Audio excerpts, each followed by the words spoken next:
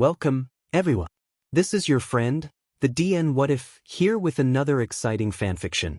Today, we're diving into the story of What If Deku Became Japan's Most Wanted? If you enjoy this video, don't forget to hit that like button and subscribe for more fanfiction content just like this. Now, let's get started with the fanfic. Monday? Eraserhead. Shota froze abruptly, spinning around to where the voice had come from. He's perched on the edge of a building, high enough up that people don't tend to notice him, especially at this hour. He's honestly a bit surprised by the voice, his gaze instantly dropping to the direction of the call. The voice comes from the ground, a darkened alleyway. There's no lighting, and from this distance he can hardly make out anything below, even when he squints. The thing is, he doesn't get identified. Never in his life had his hero name been called out randomly when he's on patrol. Villains know his name, but not his face or costume, and heroes on similar routes wouldn't call out to him. Someone, whoever this is, knows him when they shouldn't. They know him enough to know his name, and be able to match it to his costume to know his patrol route. Nothing about this was normal. He doesn't call back, just keeps silent until a figure, fairly small, emerges from the shadows. He sees the calculating tilt of the figure's head just barely as he, judging by the voice, PPS his attention back and forth appearing formulating. Shota still doesn't announce his presence any more than already announced. He has no idea who this person is, even if the voice is faintly familiar. That, though, means nothing to a hero. Not every voice he hears is that of a friend, even if this one does sound friendly. Shota recoils in surprise, almost losing his footing as he jarks to his full height, when the small figure lights up with sparks of green. It's obviously a quirk, but like no quirk Shota has seen before. It's almost blinding how the lightning coils around the small figure as if it's coursing through his veins. Shota watches stunned as whoever this is bounces swiftly between the building Shota is perched on and the neighboring building like a game of Pong. When the person was close enough to the top, they took one last quirk-enhanced leap before landing with precision on the side of Shota's building and scaling the rest of the way up until he could pull himself up over the ledge. The figure wheezes when he's finally got both feet on the rooftop, hunched over as he is in a couple deep breaths. "I'm so glad I found you. I've been looking for hours." The voice is young, Shota knows that much. The small stature makes it obviously clear that this is a teenager, probably no older than his own first-year students. Shota can't help but wonder what this teenager is doing out at this time, using a quirk no less. Does he not know the laws? Shota squints once again at the figure, finally able to take him in as he's bathed in the pale moonlight. The child wears green, a full suit of green with black detailing. It's one solid piece, and it's ripped and torn, dirty. There's a hood on the green costume, but it's almost completely torn in two. Still, Shota spies dark green curls hidden behind torn fabric. He frowns as he takes the child in completely. It almost looks like a hero costume, maybe, but there's absolutely no way this kid is a licensed hero. He's far too young. But he also isn't a student that Shota knows. He's doubtful the teen is older than 15. And Yui is the only hero school in the radius. This kid is definitely not a 1A or a 1B student. And if he were, he'd know that quirk usage is prohibited. Still, he can't ignore the fact it looks like this child has been in a fight quite recently. He wouldn't be surprised if he was injured or bruised beneath that costume. The teacher and pro-hero tug at the cautious part of Shota's thoughts until, "What happened to you?" Despite staring at Shota, the teenager startles before releasing a breath when he's addressed. He rubs at the back of his neck before pausing, almost as if the question finally hits him. The calmness in the boy's face jolts to something more nervous and cautious. Don't you remember? The fight? The villain? I saw you doing crowd control. Remember? Shota PPS an eyebrow, arms crossing over his chest. He doesn't know what the kid's getting at, but he hasn't been in a fight tonight, and certainly not with whoever this is. "Kid, I don't even know you. And there's no way in hell I'd be in a fight with someone like you. You're a literal child." "Won't?" The kid is in a shaky breath, reaching up to rake his fingers through dirty green curls. Shota furrows his brow as the child takes a shaky step back away from him, but doesn't try to leave. "You don't remember. It's me, Eraserhead. It's Midoriya." Midoriya. The name rings a bell, honestly. But he can't put his finger on why. Please, the child begs desperately, you've gotta remember. I'm Midoriya, sensei, Midoriya Izuku. Please, you know me. Please tell me you remember me. The name clicks into place and Shota feels his lip curl in disgust. What the hell is this? What kind of ruse is this? What kind of a setup? What the hell does this guy have planned here? What's his angle? Shota knows that name God. There isn't a pro who doesn't at this point. Shota sneers at the teenager across from him. His defense raises like the hairs on the back of his neck as he glares steadily, ready and waiting for whatever will come from this encounter. He narrows his gaze when the teen shifts. Just the thought of sharing this rooftop with Japan's most notorious villain makes his skin prickle. Deku. Why yes. The teenager cries out in relief, taking a small step towards Shota. I'm Deku. I'm so glad you. Deku. Shota growls darkly, flicking out his capture weapon hastily to snag the villain before he can make his move. He's quick to tug it taut, leaving no room for Deku to escape. You're under arrest. And what? W8. Tuesday? Deku doesn't say a thing. They're at the station now. He'd dragged the villain there himself, not trusting waiting for any backup or a police escort. The faster he had Deku really contained, the better for the entirety of Japan. Now, Deku is contained in quirk-canceling cuffs, cuffed to the table in one of the interrogation rooms. He looks, well, scared is what Shota would say. It's not fear of being arrested and detained, it's more. Genuine fear. A genuine fear that Shota can't place. Shota stands behind the two-way glass with Tsukachi, both of them watching the teenager intently. Deku hasn't spoken since his arrival at the station, just kept his head ducked as he wrings his hands together nervously. The teen tugs and prods at his own hands, and it frankly looks like it hurts. This is Deku? Tsukachi asks it. Shota's sighed, eyes studying the child as his lips curl downwards into a small frown. I expected him to be. I don't know. Angrier? To have more attitude? He's been caught, he's not even smug about it. I expected more smart responses. He just looks defeated. Terrified, Shota adds with a grimace. He shakes his own frown away, forcing his features back to indifference as he crosses his arms over his chest. Yeah, that's really Deku. Midoriya Izuku. He introduced himself. Confirmed who he was. That's him. No doubt.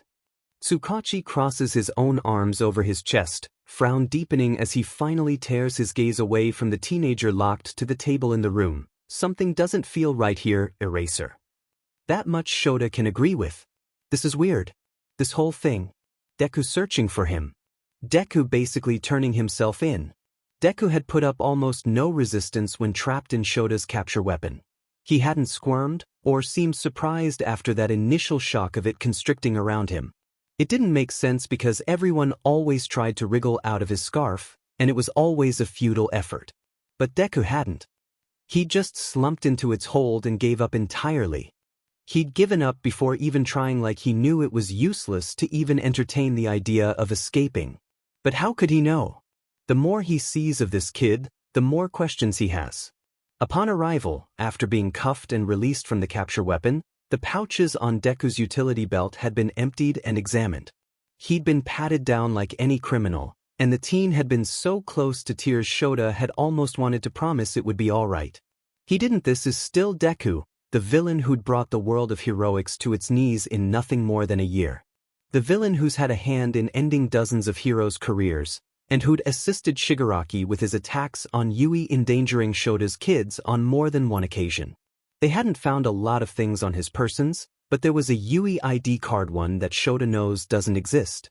It's a fake, it has to be, but he'd still spent a good hour staring down at Midoriya Izuku's smiling little face trying to figure out how it was faked. How something fake could be so realistic. When they'd found the card, Shota had gotten into contact with Nizu, because who else was there to call except for the smartest creature in all of Japan, who just so happened to be the Yui principal. If anyone would be able to tell how Deku managed to make such a realistic school ID card, it would be him. As expected, the rodent had been intrigued by not only the situation itself, but by the forged ID card that not even one of Nizu's teachers could debunk. The rat had promised to make his way over to the station, and Shota doesn't doubt that he'll be arriving shortly. Do you think something happened to him? Shota draws his attention from the teen to glance at Tsukachi. The detective isn't looking at Shota, eyes still narrowed on Deku. Not sure, Shota frowns. His arrest was weird, I can't deny that. There could be some ulterior motive. I wouldn't put it past Deku to have a plan in motion, I just can't figure out why he'd risk being arrested. Then again, it could be something like amnesia, or a quirk's influence. Maybe whatever it is, we should be thankful for it. It's a much safer place with him off the streets. Heroes can finally have some peace of mind. I don't know. Tsukachi finally looks away from Deku. It feels too easy, Eraser. Deku has hardly let us see him. He's a behind-the-scenes kind of guy. This seems too good to be true. Shota shrugs, but the thought nags at him too. They watch Deku intently as they wait. The teen doesn't move. He doesn't look up at his surroundings, look for an escape or diversion. He keeps his head ducked. The only movements they can see are how he's fidgeting anxiously with his own fingers tugging almost subconsciously at the cuffs. Deku hasn't seen anyone since he'd been escorted into the room and cuffed to the table. He hadn't put up any fight, has simply settled tensely in the chair and hovered his cuffed hands over the table to be cuffed in place, like he knew the procedure. Neither Shota or Tsukachi leave the window until Nizu arrives. After warm greeting from the rodent, Tsukachi leads Nizu into his office, where Deku's utility belt, belongings and ID card are sitting. The rodent lets out a pleased hum, taking the card into his paws and examining it closely both front and back. His whiskers arch forwards as he studies the ID. Finally, Nizu looks away from it, expression unreadable. This is 100% authentic, I'm afraid. Nizu sets the card flat on the desk, leaning away from it with a perturbed expression, no forgery whatsoever. Rather fascinating. It's real, but he's not a student at UE? Tsukachi blinks in surprise. Indeed, Nizu hums, whiskers twitching. According to the ID card, he's supposed to be a first year this year. The serial number on the card is quite similar to those of the most current 1A students, but I can't say this specific number had been assigned to anyone. Wait, Shota narrows his eyes dangerously, so you're telling me if we tried this card on the UE gates, the doors would open? Deku has access to the school? To the students? I have no reason to believe they wouldn't. Nizu shrugs, paws clasping together across the small of his back. It is an authentic UE ID card, Aizawa-kun. But how? The underground hero pushes. Well, that, Aizawa-kun, is the question now, isn't it?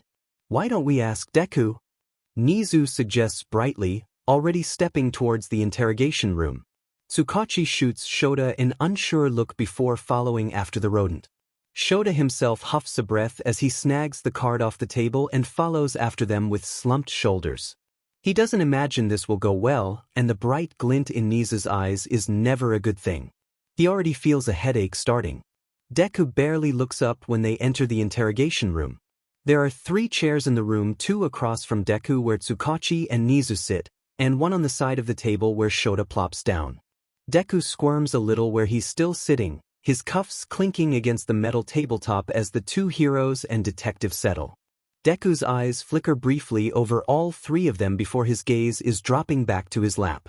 His fingers twitch, and Shota's eyes trail over the scars lining Deku's hands. He wonders where the villain got them all, as far as they're aware. Deku is all brains and no brawn when it comes to his villain work. He doesn't usually get his hands dirty, just supplies the information for others to do so. Good evening, Deku, Nizu chirps with a wide smile. Well, I suppose at this hour, it's good morning. Nevertheless, it's nice to finally be meeting you. I've heard quite a lot about you. Quite the track record you have. Nizu's a tiny, hardly there voice greets back. Deku still isn't looking up, but Shota supposes him talking is better than nothing. Even if he won't face them. The teen sounds drastically different to the kid Shota had met on the rooftop just hours earlier, nothing but a whisper compared to the Deku Shota had briefly talked to before arresting. Nizu's smile widens as he leans closer. His features are sharp and almost animalistic. Shota almost pities the kid on the receiving end. Almost. So you know me then, Deku? Nizu chirps, genuinely pleased with the fact. I must say, it's rather odd of you to address me as sensei when you're not a student at my school. And I hear you also know Eraserhead quite well.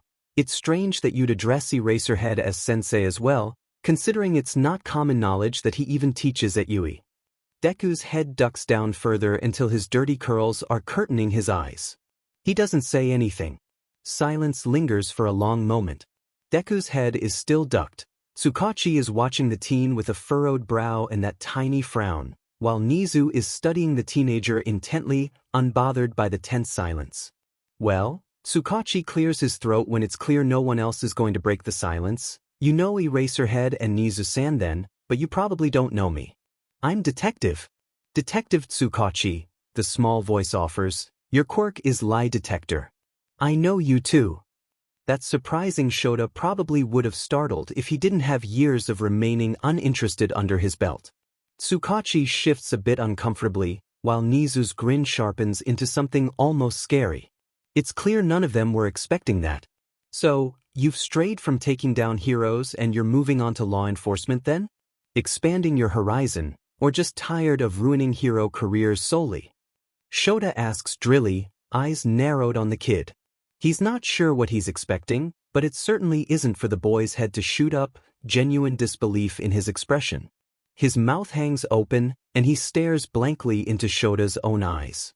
The kid swallows thickly like all the moisture in his mouth and throat sapped out of him in surprise. I do what? Shota and Tsukachi share a quick look, but Nizu doesn't tear his eyes away from Deku. Black beady eyes watch the child sharply, almost calculatingly. You seem surprised by that, Deku. Tears are welling in the teenager's eyes, and Shota frowns at the sight. Villains don't tend to cry frankly. Anger is the emotion that tends to surface more often than not. Anger and desperation. He supposes that this villain is also a teenager, but still. He'd never expected Deku to cry. Honestly, the kid just couldn't be farther from the Deku he's seen and heard about. From the stories and whispers he hears from the rumor mill about the green-haired villain ruining lives without so much as lifting a hand.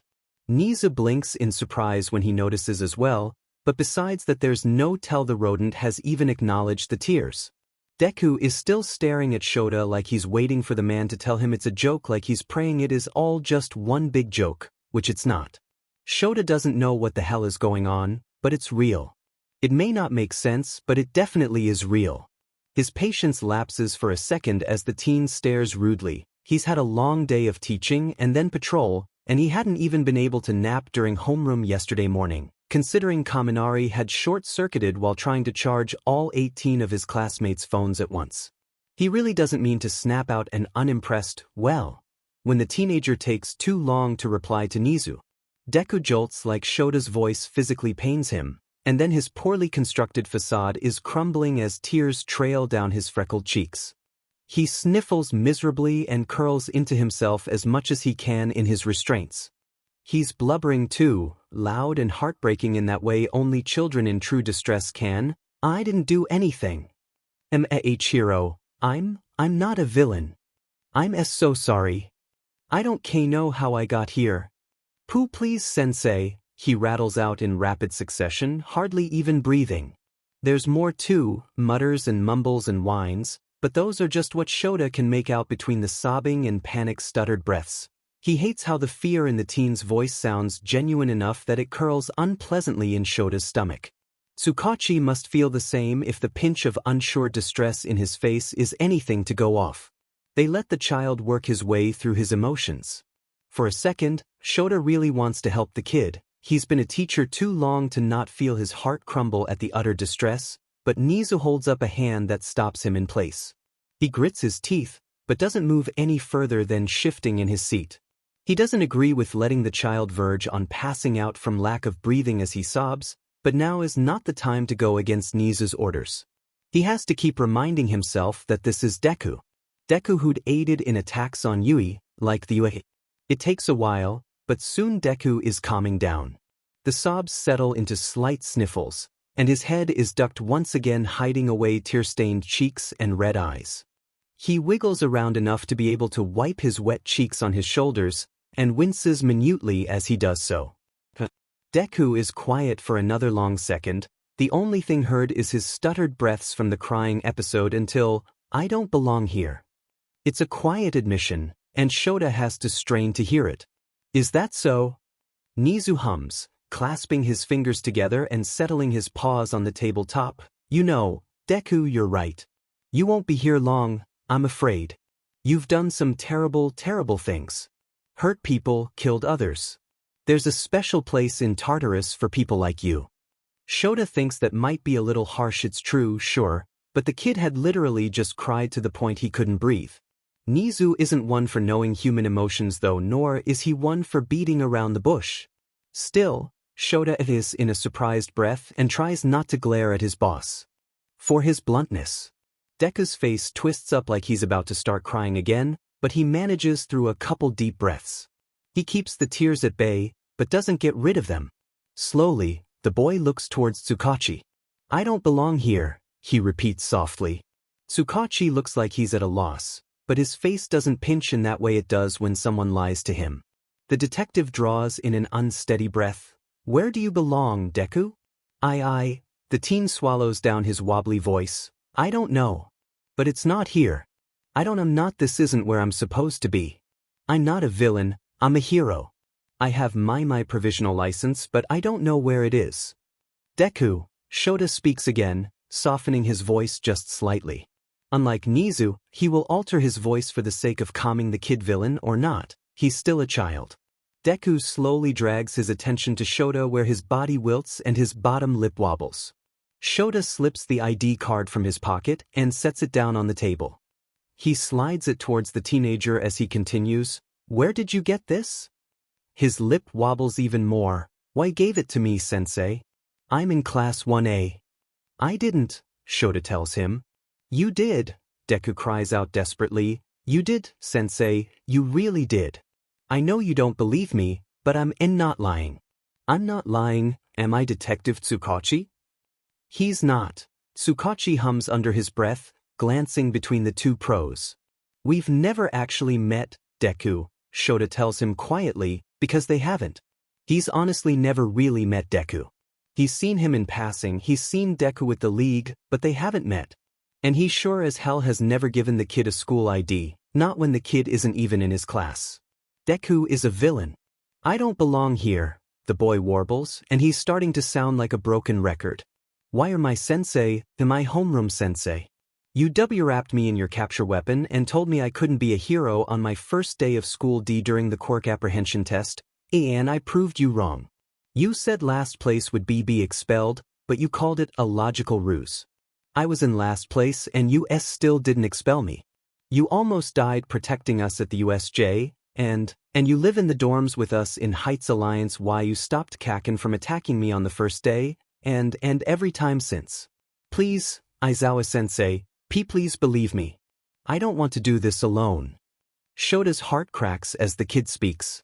None of that happened. Well, some of it did, but not like how Deku is saying. It hasn't. Shota would know, but the kid is all but begging, and he's staring at Shota with such a kicked puppy look. "Midoriya-kun," Deku sniffles as he forces his watery eyes onto Nizu. Tsukachi glances over too, and even Shota looks towards the rodent when he uses the teen's name instead of his villain name. "You say you don't belong here, but how did you get here?" Deku quiets down, staring thoughtfully down at the table. His hands ring together, and he tugs at his fingers. Shota has half a mind to reach out and set his hand over Deku's to stop it, but he keeps to himself. Finally, the teen says in a breath, "I don't really know. I was on patrol with Togata-senpai for my internship and there was a villain attack, I think. I don't remember it very well. I think I got hit maybe? I don't know but I woke up here, and I knew that I was close to where Sensei patrols and you were there too, so I thought if anyone could help me, you would be you, Aizawa-sensei, and the child chokes on his own breath, forehead dropping down onto his cuffed hands. "I didn't know what to do. I'm scared, sensei, and I want to go home and Shota can't take it anymore. He can't sit back and watch this child fall apart all over again. He can't ignore a desperate plea. He can't watch the child fend his way through a second panic attack in as many minutes. The kid is going to pass out because he's just not breathing. He's moving before he even realizes it, crouching gracefully at the child's side. He puts a gentle hand on the teen's knee and leans a little bit closer to the child so his soft words are heard. Hey, calm down a bit. It's all right, Midoriya-kun. It's okay. The teen turns slightly towards him with an unrivaled urgency, and Shota's shocked when the teen's forehead rams against his chest, just under his chin, desperately. His automatic response is to wrap around the teen, hand cradling the back of the teen's head as he sobs. I'm sorry, Deku cries out, pushing his face into Shota's capture weapon, muffling the wail of mumbles. I know you're not my sensei, but you are, and I'm not who I am to you either. I didn't do anything wrong, but I was arrested, and I'm cuffed to the table like a villain and I don't like it. I'm a hero, I'm not your Deku. Everything's different, but it's the same it's not the same too. Not really. And I'm just so scared of sensei. I don't know what to do. Sure. Shota lets the hand not on the kid's head settle between his shoulder blades, rubbing light circles. Take a breath, Midoriya-kun. We'll figure it out. You're okay yet? You need to take some deep breaths, just follow me, alright? Shota takes a couple of maudlin deep breaths, and the kid, a literal child, tries to match them through his own gaspy inhales. The teen sniffles, and Shota just knows there's tears and spit and snot on his costume, but he can't be bothered to care. He's been covered in worse things anyways. Good, he praises quietly, just loud enough for the shaking child to hear. Good job, Midoriya-kun. Deep breaths, just like that. It takes a good while for Midoriya's breathing to even out enough that Shota's not afraid he'll pass out on them. Midoriya seems content to just settle against Shota as much as he can while still cuffed to the steel table, face buried in the man's shoulder and capture weapon. He's twisted at an odd angle, but he doesn't seem to care all that much. Shota catches Tsukachi's gaze over the table, the detective wearing a deep frown. The man's eyes drift down to where only green curls can be seen before lifting back to Shota's face, expression graver. There wasn't a single lie in what the teen had said, spouting everything from being Deku to not being their Deku. It's true. He's still trying to wrap his brain around that one, honestly. Nizu is just thoughtfully tapping a finger against the tabletop, scrutinizing gaze scanning Midoriya calmly. The rodent's attention flickers to the ID card every so often before settling back on the teenager. When Midoriya finally pulls back, Shota follows his lead, leaning away and sitting back on his haunches. The teen makes a feeble attempt at drying his own face on his shoulder again, before he's ducking his head like he's almost embarrassed. The teen is silent for a second, before offering a sheepish, I'm sorry. Shota frowns, narrowing his eyes at the cried-out-looking kid. Problem child, we both know there's nothing to apologize for. And to Shota's stupefied shock, the child's eyes water once again. Just this time, instead of tears falling, the teen lets out a sniffly snort of laughter. Sorry, he adds again, lips flickering up into a tiny smile. Just, my Aizawa-sensei calls me that too. Parallels or whatever, I guess. Parallels, Nizu hums thoughtfully, looking at Midoriya. You have to understand that concept, Midoriya-kun, is a little bit hard to believe. Midoriya gives a slow nod as Shota finally pushes himself up and flops back into his chair, worried eyes tracking over the teenager. The boy lets out a faint sigh. I know, Nizu-sensei, I don't quite believe it either, but I kinda have to. Things are different, you all are, but not really different. Do you think there's any way to prove this, Midoriya-kun? Tsukachi asks softly. I know there is some very compelling evidences to support this theory, the ID card for one, but, like Nizu said, this is hard to believe. Well, Midoriya frowns, fingers ringing together once again. I mean, I'm not completely sure how things have changed from my, time. Reality, Nizu corrects not unkindly. It still is, technically, your time. According to your student ID card at least. We have to assume that both of our worlds run the same time and date, just with minor obscurities. Right, from my reality then. And maybe you can ask questions about yourselves that Deku wouldn't know, and I'll answer if I know it about my senseis and detective. Well, Nizu hums thoughtfully, that's a thought, I suppose. Assuming that our realities aren't different. I suppose the first question should be who your classmates are? You're a 1A student. I find it unlikely that the 1A roster would have changed much from reality to reality. Oh, Midoriya blinks thoughtfully. Okay, sure. Do I go seating order or just off the top of my head? Seating order ideally, Shota shrugged, interested in pushing just that little bit more. There's no way Deku would be able to list the students in their arranged seating, even if he could name them all. Sure, Midoriya nods. Well, starting at number 1 we have Aoyama, followed by Ishido, Azui, Ida, and Uraraka. Then we have Ojiro, Kaminari, Kirishima, Koji, and Satu.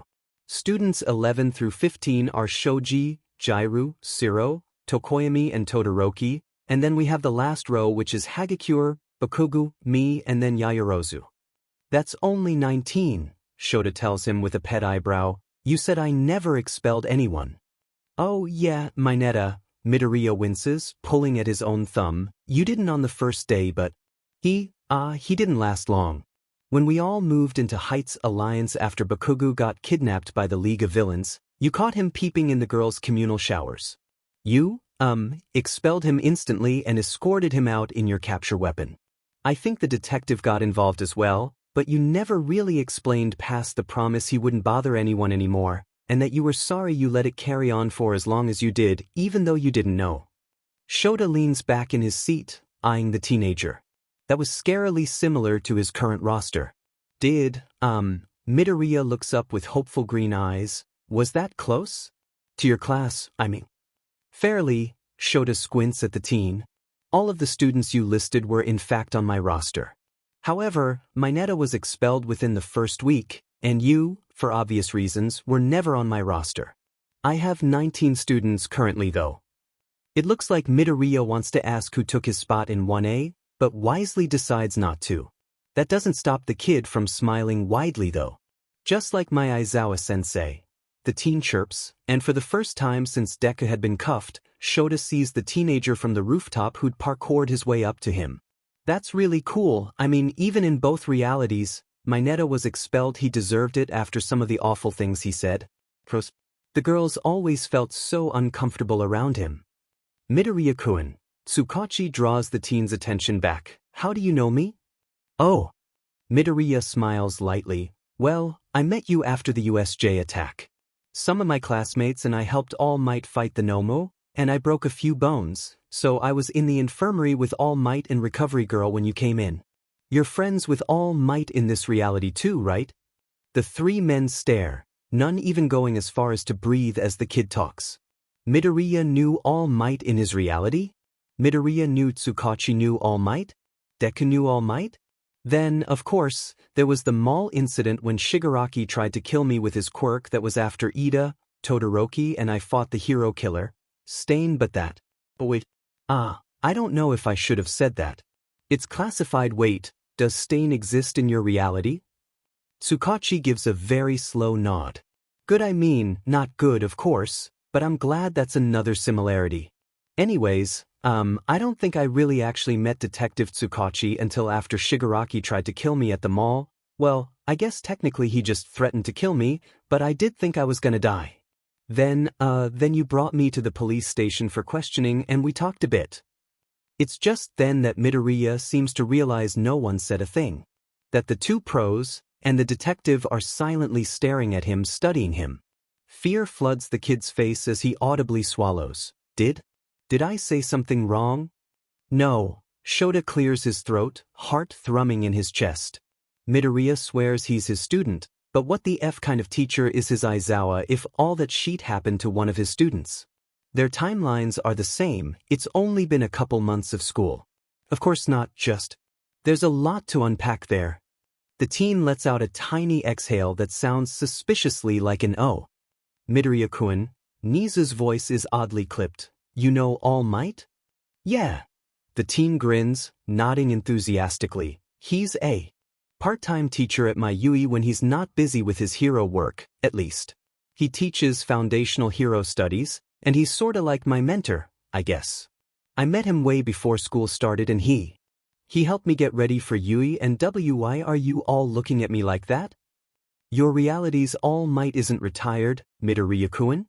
Tsukachi asks slowly, which prompts an equally as slow shake of the head from the teenager. Well no I mean yes, he is now. But he wasn't until a very recent fight, after Bakugo got kidnapped. Is your All Might retired?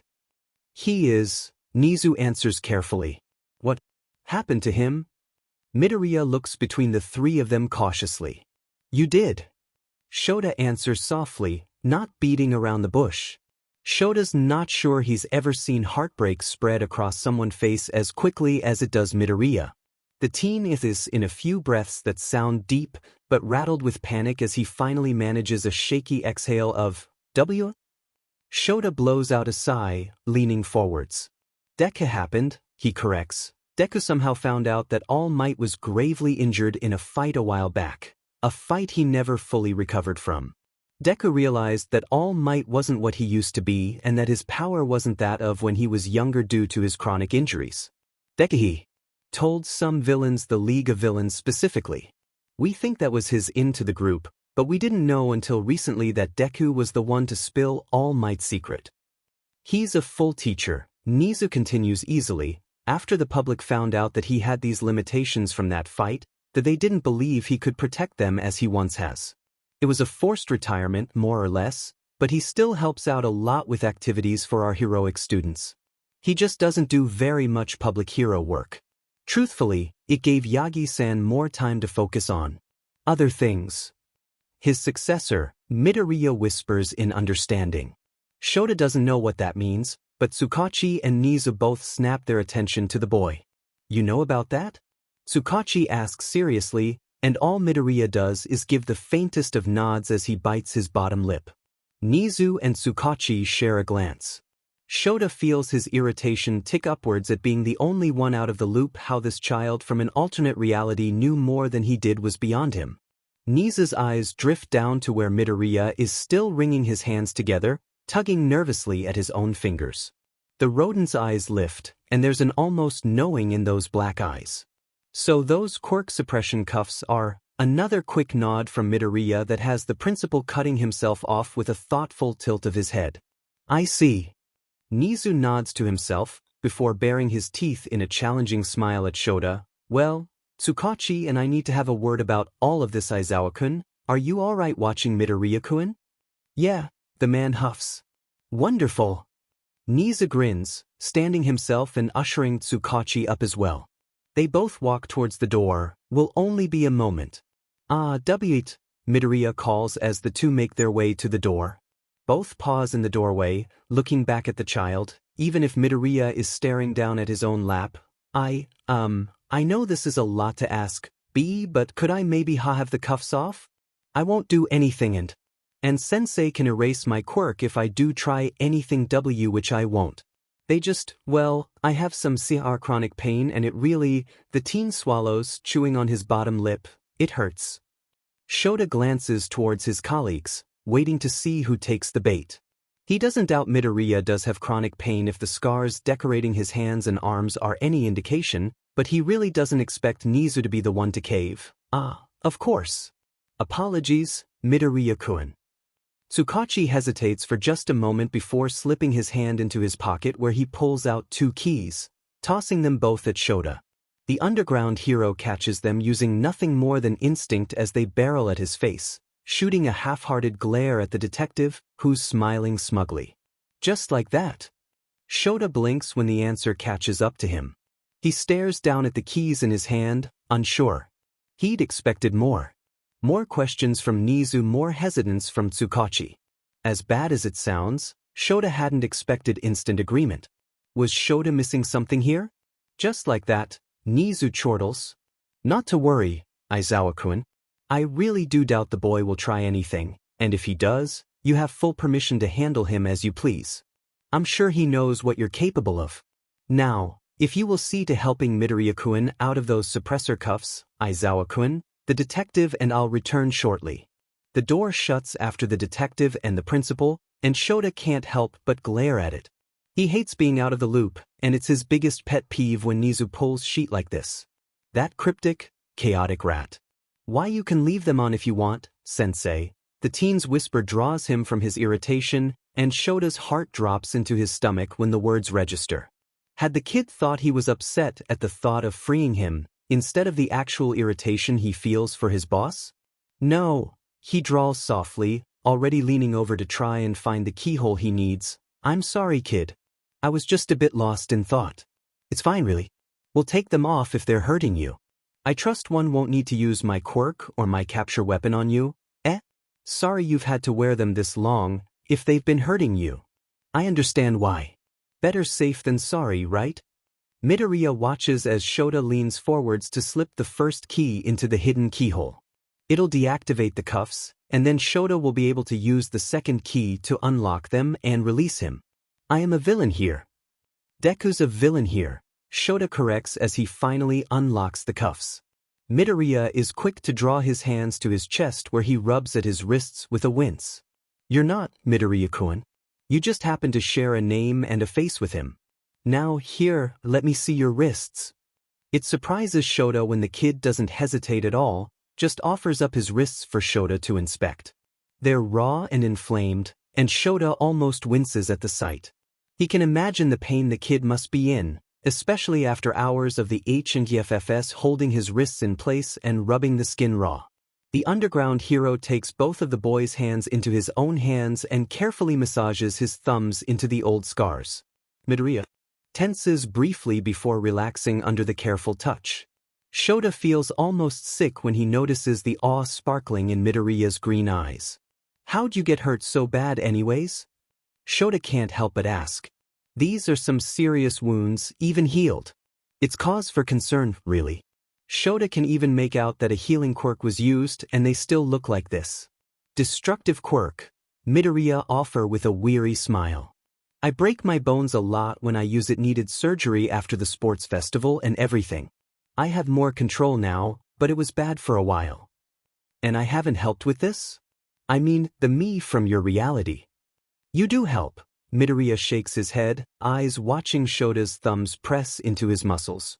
You try your best, but there are 19 of us and we're... The teen bites his lip, smiling sheepishly, a bit of a handful? Handful or not, I clearly don't try hard enough. Shota fires back, gesturing to the boy's wrists with a JRK of his chin. That, or your reality's me Esigus at his job. There's gotta be an alternative somewhere to you breaking your bones when you try to use your quirk. And, speaking of, I've gotta ask strictly for my own curiosity, if your quirk was still this destructive by the time you hit high school, did you not have any quirk counseling or quirk training to try and get this under control growing up? The boy looks away guiltily, and Shota almost stops massaging. He lets the silence carry on for a second before taking a slightly sterner tone he hopes that Midoriya's Aizawa uses too. That no-nonsense tone that demands an answer, Midoriya-kun. No, the child shakes his head, I'm a late bloomer. Shota lets that sink in, trying not to let anything show on his face. How late? Shota narrows his eyes, thumbs pausing as he waits for an answer. For a second, Shota's worried about the Deku of their reality suddenly manifesting a highly destructive quirk that would only add to how dangerous he is. But if this Midoriya already had a quirk, then theirs would too, right? If he had a quirk, at least. There hasn't even been a whisper of Deku having any sort of quirk, and his records were still the same, diagnosed quirkless. The X-rays on his file of his pinky toe joint don't lie. It would be a literal miracle for Deku to develop a quirk. Shota doesn't know how one can have a quirk while the other is quirkless, but he also doesn't know how there can be two Midoriyas in the same reality. Best not look too closely, lest he give himself a migraine in an attempt to understand. He should just be happy their Deku is quirkless. Still, Shota can't imagine someone like him having a quirk too. That would probably mean the end of mankind entirely or something. The teenager's face contorts to a grimace that draws Shota away from his thoughts. The day of the entrance exam? It was a bit of a forced manifestation, I suppose? Shota can already see it, this bright young face with a literal new quirk stepping into that arena. Assuming his entrance exam wasn't much different than theirs, Shota esikes in a breath as he paints a picture in his mind. Don't tell me you went for the 0-pointer. Midoriya gives a pained laugh that's accompanied by an almost cheeky smile. I won't tell you then, sensei. Have I ever told you you're a brat? Shota huffs out, unable to stop the small smile threatening to grace his face. It's wiped away as fast as it appears when a thought hits him. He stills completely, lifting his eyes to watch the teenager. Midoriya-kun. I don't know, do I? The teen looks away again, and Shota forces his thumbs back to work when the boy gives a half-hearted attempt to tug his hands back. Shota looks down at the damaged wrists in his hold, thumbing over some of the worst scars. He already has a sick feeling in his stomach that he doesn't know this very important detail about Midoriya in the teenager's reality, that this happened because he didn't know and never really helped. He stares until a soft voice breaks the silence. No, sensei, you don't. Shota gives a careful nod, taking care to not let any emotions flicker in his expression. I see. They settle into silence once again, Shota rubbing carefully over the teenager's wrists, as Midoriya watches intently. The teen studies Shota's rotations as his features slowly soften, the pain ebbing away as he continues. Finally, when Shota's sure he'd given most of the scarred tissue and swollen joints enough attention, he pulls his hands away. Midoriya pulls his hands back when Shota's grip loosens, and he stares in awe at his hands. They don't hurt as much anymore. The boy smiles brightly, jabbing his own thumb against the swollen joint in a way that makes Shota wince. Thank you, sensei.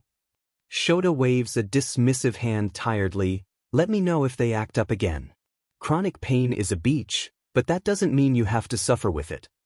Midoriya giggles, and it's then that Shota realizes he probably shouldn't be cussing.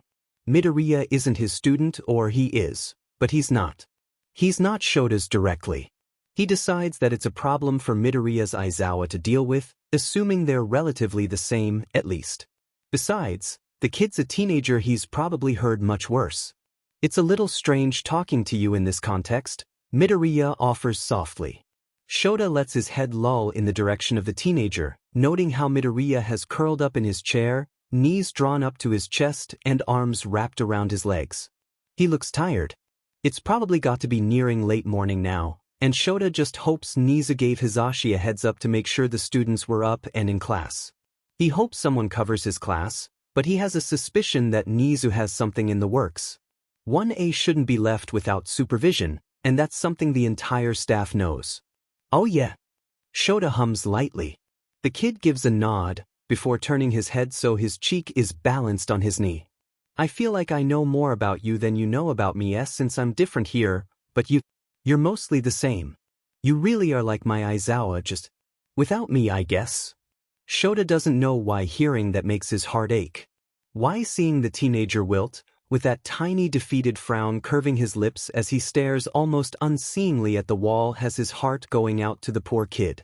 He can't even begin to understand what's probably going through the kid's head, but it makes something unpleasant coil in his stomach. He desperately wants to fix this for the boy, but there's literally no way. They don't know anything in the grand scheme of things, and if Midoriya was hit with a quirk in his reality that sent him here, they have no means to even figure out how to counter it or get information on the quirk. Hopefully they're working on it on their end. The silence is depressingly loud, and though Shota knows there's not much he can do to help Midoriya, he can help distract him. What's your Aizawa like?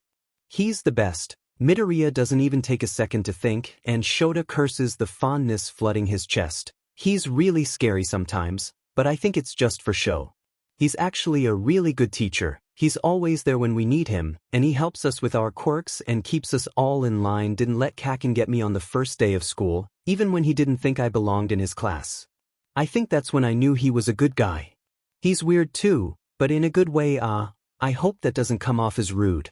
You're fine, Shota snorts in amusement. I've been called worse. Midoriya lets out a little laugh, finally looking back towards the pro. He pretends not to like us, I think, but we all know he cares. He's still scary, but we all trust him. He was willing to die for us at the USJ, and he really did almost die. He got hurt really badly. There's a distant look in the teen's eyes, but Shota doesn't draw attention to it. From the sound of it, their USJ incident was a lot like Shota's own. He does wonder how Midoriya's interference on either side curved the situation, but he thinks it's probably better to not bring it up. I think. The boy continues after a second, looking at Shota before ducking his head. He's the first teacher I ever really trusted, which is why I came looking for you. I knew you'd help me. He always helps. I'm sorry I didn't help you, Shota offers, swallowing down the lump in his throat. You did. The boy laughs, gesturing to the station interrogation room. Shota fails to see how this has been helpful to Midoriya, but he doesn't dare refute it. And I would have done the same thing if I was in your position, sensei. It was logical, wasn't it? Your Midoriya Izuku is a villain, so you followed your instincts and arrested me. I don't blame you for that. I was scared, yeah, but it was a misunderstanding. That doesn't make it right, Shota huffs. You are innocent and you still spent hours in cuffs. You tried to tell me, but I didn't listen. We didn't listen. There's nothing logical about interrogating a minor until he has 2 panic attacks that could have been avoided when all he's doing is asking for help. I cry a lot anyways, Midoriya offers simply, like that makes up for their brash approach that had thrown his mental stability out the window. The teen shoots Shota a watery smile as he continues. Besides, sensei, we both know villains lie. You couldn't be sure in the moment. I'm glad you didn't trust me at first. If I really was your Deku, you could have gotten hurt. You always tell us to follow our instincts, don't you? It can't be right for us to do that but wrong for you to. You know, Shota drawls, choosing to ignore the teen's defense of their action, it's weird for you to turn my own words around on me when I've never actually taught you. Can't say I like it. You're definitely a problem child, aren't you? Midoriya lets out a loud, surprised burst of laughter. He ducks his head bashfully. My Aizawa-sensei calls me his #1 problem child. I'm still not sure if it's endearment or genuine disbelief. That, Shota grins sharply, finding the humor in the teen's words, sounds about right. Midoriya let out another bout of giggles. Shota tries really hard not to let his manic grin soften to a regular smile, but he knows he fails. Midoriya lets out a small huff when his laughter subsides, and he glances away thoughtfully. I sorta miss my Aizawa, but it feels silly to because you're right here. I'm really glad you're here, even if you're not really my sensei. I don't know if that makes sense. There's nothing wrong with missing your teacher, Shota tells him seriously. This is frankly a pretty effed up situation, and I'm so sorry you're stuck here away from your reality. I'm glad I can be a stand-in for you. I want you to know you're not alone, Midoriya. I'll make DM sure of that while you're here. You may not be my student, but you are my student. Shota blinks as he tries to process that sentence. It had made more sense in his head, and he's not even sure the emphasis he tried to force into it had saved it. He feels his face twisting like he'd eaten a slice of lemon the longer he thinks about it. Midoriya chokes on a laugh. That makes 0 sense at all, but I understand it completely. Shota rolls his eyes, letting out an amused exhale of brat under his breath. Midoriya snickers to himself before he quiets down. He's silent for a second until, thank you though. When Shota looks back towards him, the teen is hiding a smile between his knees. His expression is soft and childish, and just so grateful. He looks so young, and Shota is once again reminded that these students are just children. So, Shota leans back in his chair, eyes lighting up with playful mirth. I'm going to assume the teachers are all mostly the same in both realties. Who's your favorite? I can't answer that. Midoriya squeaks, covering his face with his hands. That feels like it could be offensive. They're your coworkers, probably. I don't want to hurt anyone's feelings. It's not, Shota hides his smile in his capture weapon. It's not like I'll ever be able to rat you out to your teachers.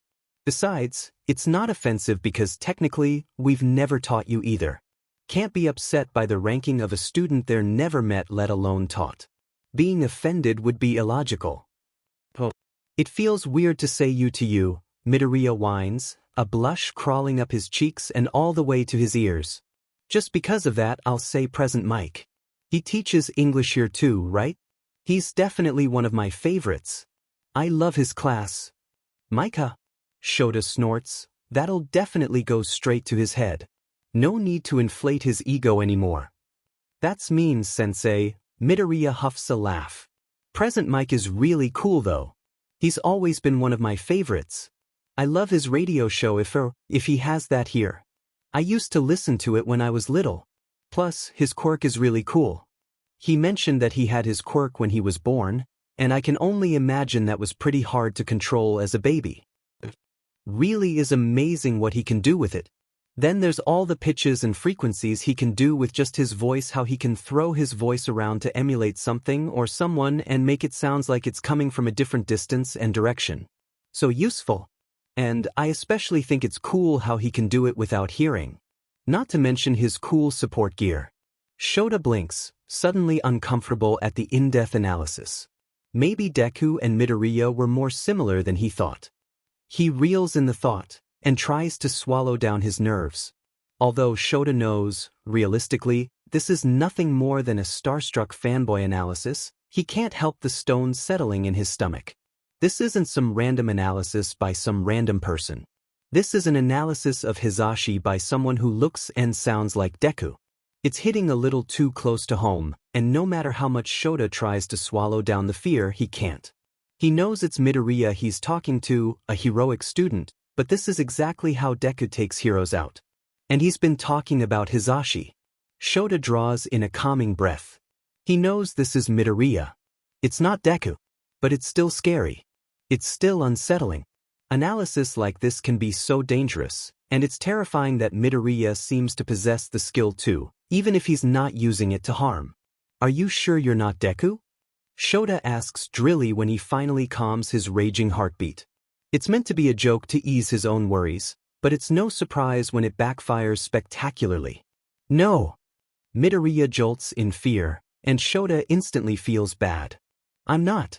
I promise, I'm sorry, I didn't. I'm kidding. Shota frowns, leaning back in his chair as he makes a mental note to not do that again. Sorry, that was insensitive. I know you're not, kid, I was just surprised. No one knows that Mick's nearly entirely deaf. Not even most of the teachers. Oh, Midoriya breathes, wide eyes watching Shota cautiously. It's not, I don't know. I doubt my classmates have realized. I just sorta pieced it together, I guess. I mean, he's always wearing his headphones, so I assume there's some sort of hearing support in there, and I've seen you and Yamada-sensei using JSL. You're both fluent in it, right? We are. Shota PPS an eyebrow. It just makes sense. Midoriya continues after one last suspicious look at Shota. You are married after all. You'd need to be able to communicate at least a bit with each other if his wasn't wearing his support gear or… Well, I assume he must wear hearing aids at home and out of costumes, right? Well, no matter, my point still stands. And what? What the F dash? What do you mean? Shota's mouth has gone dry. How does Midoriya know that? Their marriage is the closest kept secret. Information like that is dangerous, and to know that Deku know Midoriya, because they clearly are not the same person even if they look, think, sound the same, but still, it sends sparks of panic through his entire being that Deku knows he's married to Hisashi, dear lord. He knows it's unfair to lump the villain and the teenager before him into the same category, but it's so hard not to. They are literally the same person, just somewhere along the line Deku turned to villainy, while Midoriya turned to heroics. Shota somehow manages to rein in his frantic heart rate, blinking slowly at the teenager. He's still shocked this is something that only their parents and families, their close friends and the UE staff know. That's it. They keep this secret guarded. They don't wear wedding bands, and all their intimacy is strictly behind closed doors. They're careful and don't take unnecessary risks. Shota doesn't know the Aizawa from Midoriya's reality, but if they really are almost the exact same person, he knows his marriage would also be closely guarded. They may not have a Deku in their world, but other villains are just as dangerous when it comes to personal and sensitive information. So to reiterate, what the F dash? What? Midoriya squeaks, rearing away from Shota frantically. Oh, he breaths. Oh no, are you and Mike-sensei not together here? That's probably so awkward for you. I'm so sorry. Oh God, I need think before I speak, I'm sore. Stop, Shota groans, letting his head fall back so he can glare up at the ceiling. Midoriya's jaw snaps shut, teeth audibly clinking together as he does so. Stop for a second. You're fine, Midoriya, and for the love of all things holy, please stop apologizing for everything. You're not on trial anymore, we believe you're not from here. Oh, the child breathes out, and when Shota glances back towards him, he can see fear sparkling in his gaze. I'm sorry I mean alright. Now, I never said you were wrong, Shota huffs, though his skin prickles anxiously. But I also never said you were right. How did you come to that conclusion? Unless someone said something to you? No, Midoriya shakes his head, swallowing roughly. No one told us. We just sorta assumed? Some of us, at least. Not a lot of people know, most of my classmates don't, I don't think. We figured it out ourselves. Explain, Shota huffs. Well, Midoriya puckers his lips thoughtfully. It wasn't too hard to figure out. I mean, you wear a chain around your neck with your wedding band? Or, I assume you do too, because my Aizawa-sensei does. I saw it on the first day when he used his quirk on me. And he doesn't interact with present Mike often. It sorta looks like he doesn't really like Mike-sensei all that much when they do talk, but it's softer, I guess? It's just different from when Aizawa-sensei is annoyed with, like, Midnight-sensei for example. And, Midoriya's cheeks flush brightly. Mike-sensei does spend a lot of time in your apartment above our dorms. I think you two live together more or less, and that Mike-sensei's dorm in the teachers' dormitories is more of a formality? For appearance. And you just figured this all out? Shota's honestly a little impressed. But then again, this kid is the same person as the Deku who'd watched Shota's fighting style for no more than 10 minutes and was able to pinpoint how his quirk worked and his activation tells. Yes, well, me and a classmate did, Midoriya shrugs nervously. None of my students know, Shota tells him, pressing his mouth into a line. And Midoriya, the little sheet, gives a cheeky smile. You should ask Todoroki-kun what he thinks if you really believe that. I have a feeling that if he's anything like mine, probably has at least a suspicion that you and Mike-sensei are together. Shota lets out a quiet hum, studying the teenager across from him. Midoriya fiddles with his own fingers, nervously but nowhere near as rough as he'd been in the past couple hours. So, is it, the same here? In answer, Shota tugs his capture weapon down enough to locate the stainless steel chain around his neck, pulling it out so the golden ring on the end of it is exposed. Hizashi has an identical one, just he'd opted for a gold chain. Midoriya leans forwards to get a closer look. That's so pretty, sensei. Shota lets out a snort of laughter as he tucks the chain and ring back into his costume. I trust one don't need to tell you it's a secret? I won't tell. Midoriya promises brightly. Thank you for trusting me with something like this. Considering everything. I really appreciate it. You figured it out yourself, Shota shrugs easily. It would be illogical to deny it when you're right. I'm just glad you'll keep it to yourself. Information like that getting out is dangerous. The more the villains know, the more ammunition they have. He doesn't tell Midoriya that that's exactly how Deku's made a name for himself. He has a feeling the kid will just take the guilt of his alternate self's actions. He's already got enough on his plate at this point, no need to pile more on there. I understand. Midoriya gives a serious nod. I'm sorry I scared you with the analysis and the mumbling. Analysis has been my hobby since I was a kid. I didn't think I'd get a quirk for a long time, but I just thought they were so cool. Sometimes I just can't turn it off. It's creepy, I know. It's an occupation, Shota cuts him off with a sigh. He makes a mental note to bring this up later and dig deeper, but for now, he lets it go. I just wasn't expecting it. It's not creepy, kid.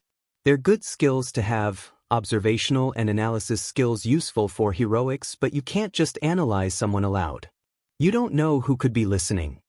Midoriya looks thoughtfully surprised. Don't think it's creepy? Who the hell hurt this kid? Shota would just like to have a word. It's bullshit like that what makes people break. That forces people into positions that don't end well for anyone. There's not a doubt in Shota's mind that Deku had probably heard the same bullshit and snapped. Most aren't born villains, they turn to it. No, Shota frowns, trying not to be annoyed that that's what the kid chose to take from what he said. He really will have to revisit this, won't he? This is obviously what Midoriya needs to hear right now though, so he shoves down the annoyance and continues, "There's nothing wrong with analyzing or observing, just, you have to do it safely. Be mindful." The boy stares, but doesn't say anything. Shota thinks he might have broken the kid. Shota blinks as the kid stares ahead of himself, lips moving like he's speaking, but no words come out.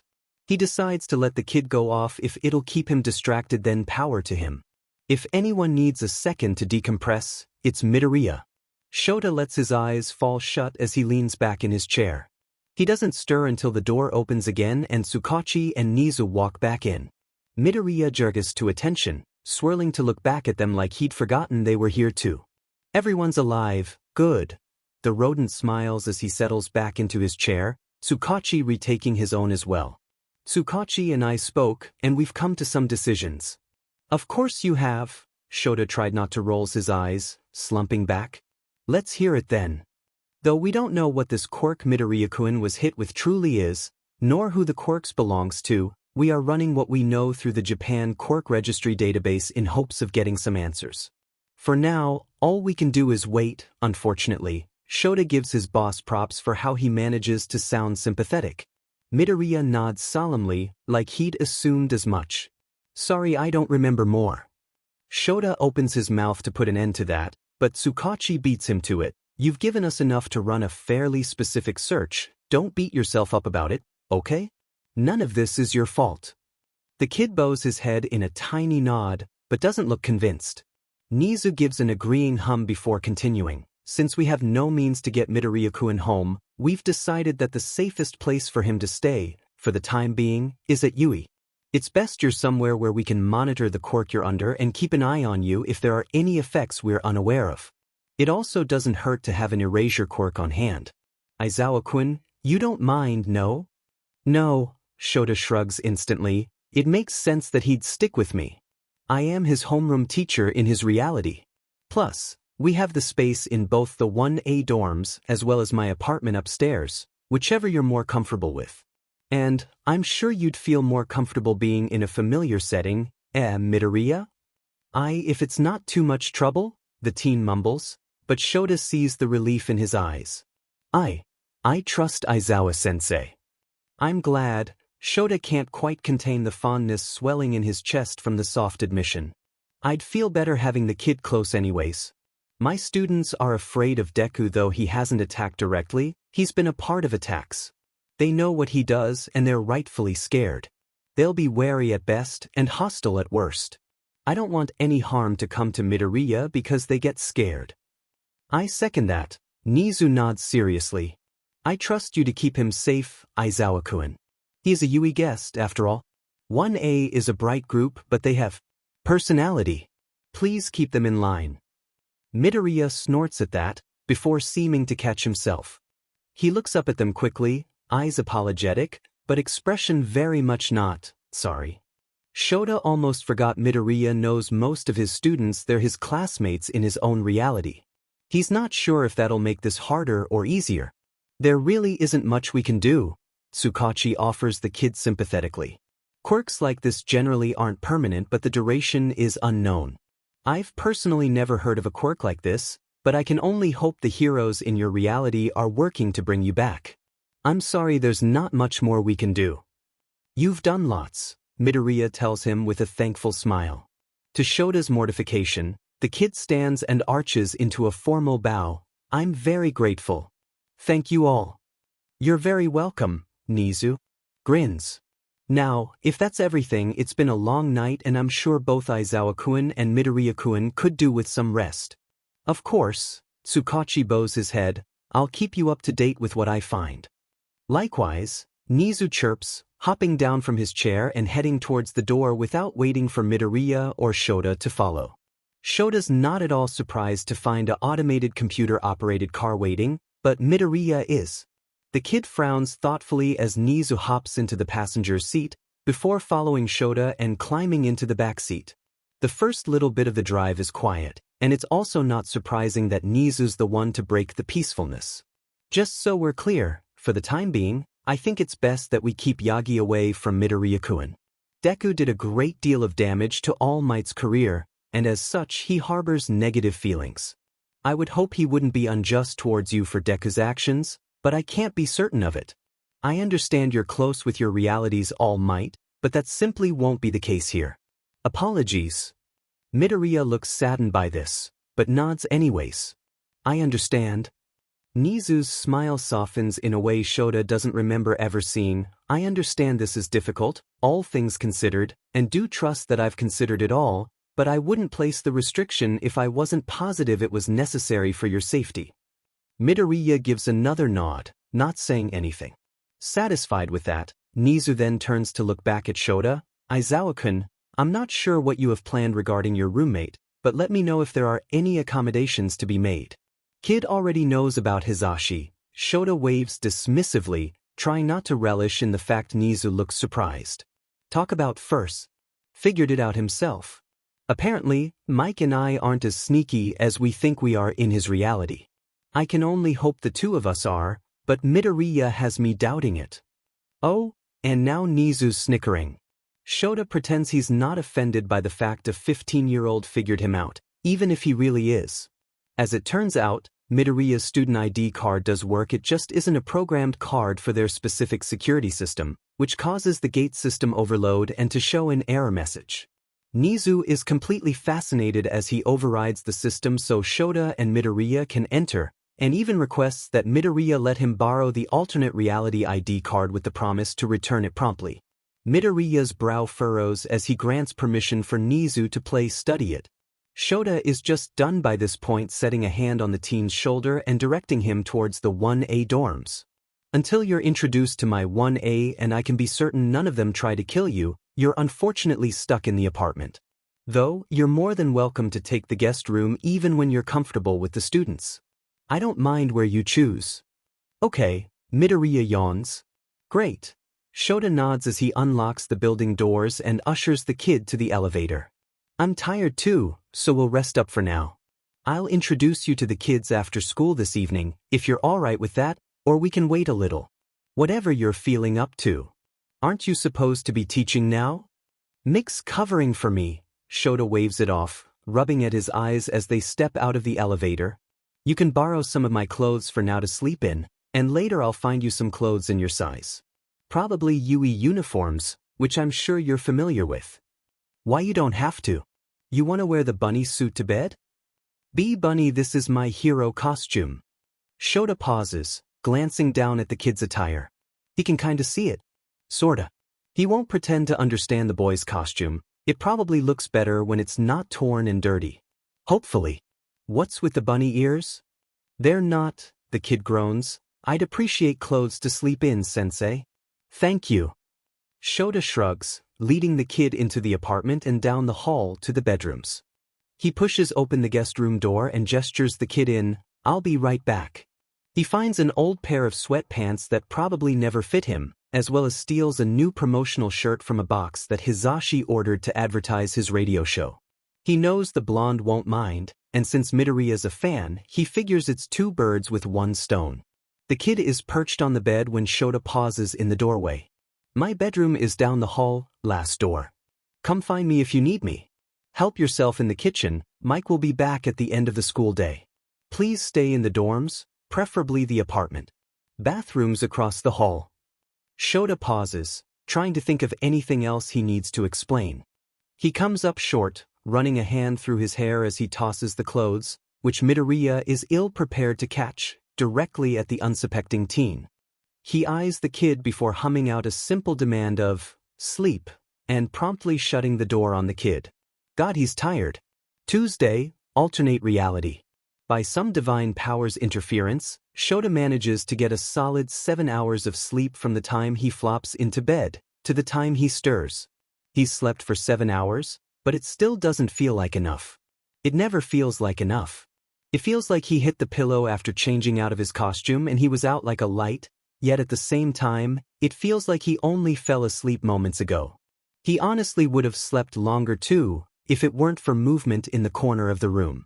Shota's always been a light sleeper, so he's quick to jolt up when something bumps against the closet door in the corner of the room, groggy mind making a feeble attempt for the capture weapon he'd deposited on the floor before flopping into bed. Comes a surprised yelp. Sheesh, show, it's just me. Tripped on your boot and bumped the door by accident. Sorry I startled you, I know you need the sleep. Nizu said you were at the station working on a high-profile case when he asked Nem and I to take over your class. Hizashi. Of course it's just Hizashi. It's always Hizashi. Who else would it be sneaking around in their bedroom? Midoriya. It could have been Midoriya. He knows it's probably unlikely that the kid would have just come into the room. He seems polite enough, probably would have knocked and given Shota a second to orient himself. But still, it could have been an emergency or something.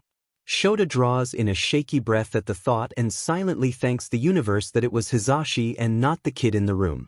That would have scared the sheet out of the teen if he'd been coming looking for Shota for something and Shota panicked in his groggy state and caught him in his capture weapon. And the upsetting part of that is, even after just meeting the kid, he knows Midoriya would probably apologize for disturbing him, even though Shota had explicitly told him he could.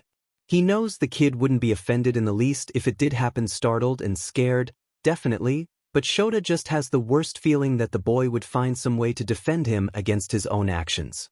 Shota would still feel like an a-hole though. It could have been traumatizing for the poor kid, so Shota can't help but being relieved it really was Hizashi. He wouldn't even feel bad if he accidentally tied up his husband. Far better than scaring the skittish doppelganger of Japan's current most feared villain. Shota reaches a hand up to rub at his tired eyes before letting his fingers raise higher to card through his own sleep-mussed hair. He groans into the room and really debates flopping back down and trying to fall back to sleep, but ends up kicking his legs over the edge of the bed instead. "Es okay. I'm sorry. What's got you so on edge?" Hizashi has turned towards him now, his brow furrowed in concern. Shota takes a second to clear his head, trying to wipe the sleep from his eyes once again. He digs the heel of his palm into his eye before dragging down to scratch idly at the scar from the eye subconsciously. He tries not to think about catching Deku's eyes just seconds before the teenager leaned over to Shigaraki, speaking calmly to the villain as he gestured to Shota uninterestedly. It was all in the blink of an eye, which was followed by Deku promptly disappearing through those quirk portals after sealing Shota's fate and giving Shigaraki an upper hand in the fight. Shota's not sure he'll ever forget the teen's crooked grin and the mock salute he'd thrown in Shota's direction before stepping through the portal and disappearing from sight as Shigaraki rushed him, prepared to take him out using whatever insight Deku had offered up. He takes a second to differentiate the teenage from the USJ and the one currently asleep in their guest room, as hard as it feels to do so. Viewing them as the same person will only hurt everyone in the long run, and honestly, Midoriya doesn't deserve it. He knows they're different people from different realities, but it's still so hard to look at Midoriya and not see Deku. Shota. Hizashi is now at his side, a hand on Shota's thigh, while his other lifts to swat at where Shota's still scratching the scar. Did something happen at the station? Nizu said it was high priority, but you only rub at your scar when you're thinking the USJ and Deku. No. Shota drops his hands to his lap as if he'd been scolded, the hand that had been pressing into his cheekbone settling over Hizashi's hand on his leg so he can curl his fingers into Hizashi's. Nothing happened. Nothing. Nothing bad, at least. But something did happen? Hizashi questions quietly, and all Shota can manage is a nod. Something did. He gets out in confirmation after a second, and I don't know how you're going to take it, but I need you to try and take it well. Hizashi opens his mouth to respond, but it snaps shut just as fast. He stares at Shota, brows furrowing as his lips curl downward in a small frown. Finally, Hizashi seems to find his voice again. What happened? Shota thinks about telling Hizashi now, just blurting it out without beating around the bush, but he doesn't know how his husband will react to that. It sounds crazy, honestly, and he sorta doesn't think Hizashi will even believe him unless there's some proof. Unless he sees it for himself. Hell, Shota probably wouldn't believe it either if he hadn't seen the ID card, both at the station, as well as when Nizu had tried it on the gate where it had come so close to actually granting entrance, and heard the kid talking about his own reality that was different but just so similar at the same time. And if that didn't already seal the fact that this Midoriya Izuku was not their Deku, then watching how the kid broke down into not one, but 2, heartbreakingly distraught and lost panic attacks surely would. Villain or not, no one would be able to act such raw emotion. Shota knows he has to be careful with this.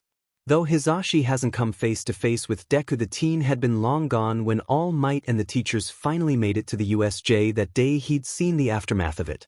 Had sat at Shota's bedside after he'd been left within an inch of his life.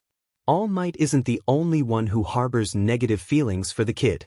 Shota stands, stretching out his back before holding a hand out for Hisashi to take. The blonde eyes it suspiciously before taking Shota's hand and letting the dark-haired hero tug him up.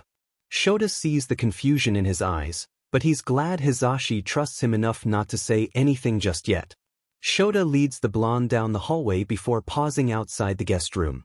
Hisashi just looks confused as they pause outside the door as Shota's second hand settles on the doorknob. It's no surprise that Hisashi doesn't have a clue that there's someone else in the apartment. It's not like they have many guests, and with the door usually always shut, no one would even think to go in unless they specifically needed something, and there's no way Hisashi would need anything from the room considering the only things in there are the furnishing Nizu had put in when Heights Alliance came to be. Shota drops Hisashi's hand, lifting a finger to his lips in a silent, shh gesture that Hisashi absolutely hates. The blonde bristles in annoyance, and Shota sees him gearing up to vocalize his annoyance in the way he usually does, but the voice hero seems to decide to heed the warning instead. Though, in usual Hisashi flair, he does blow out an annoyed huff as he crosses his arms over his chest.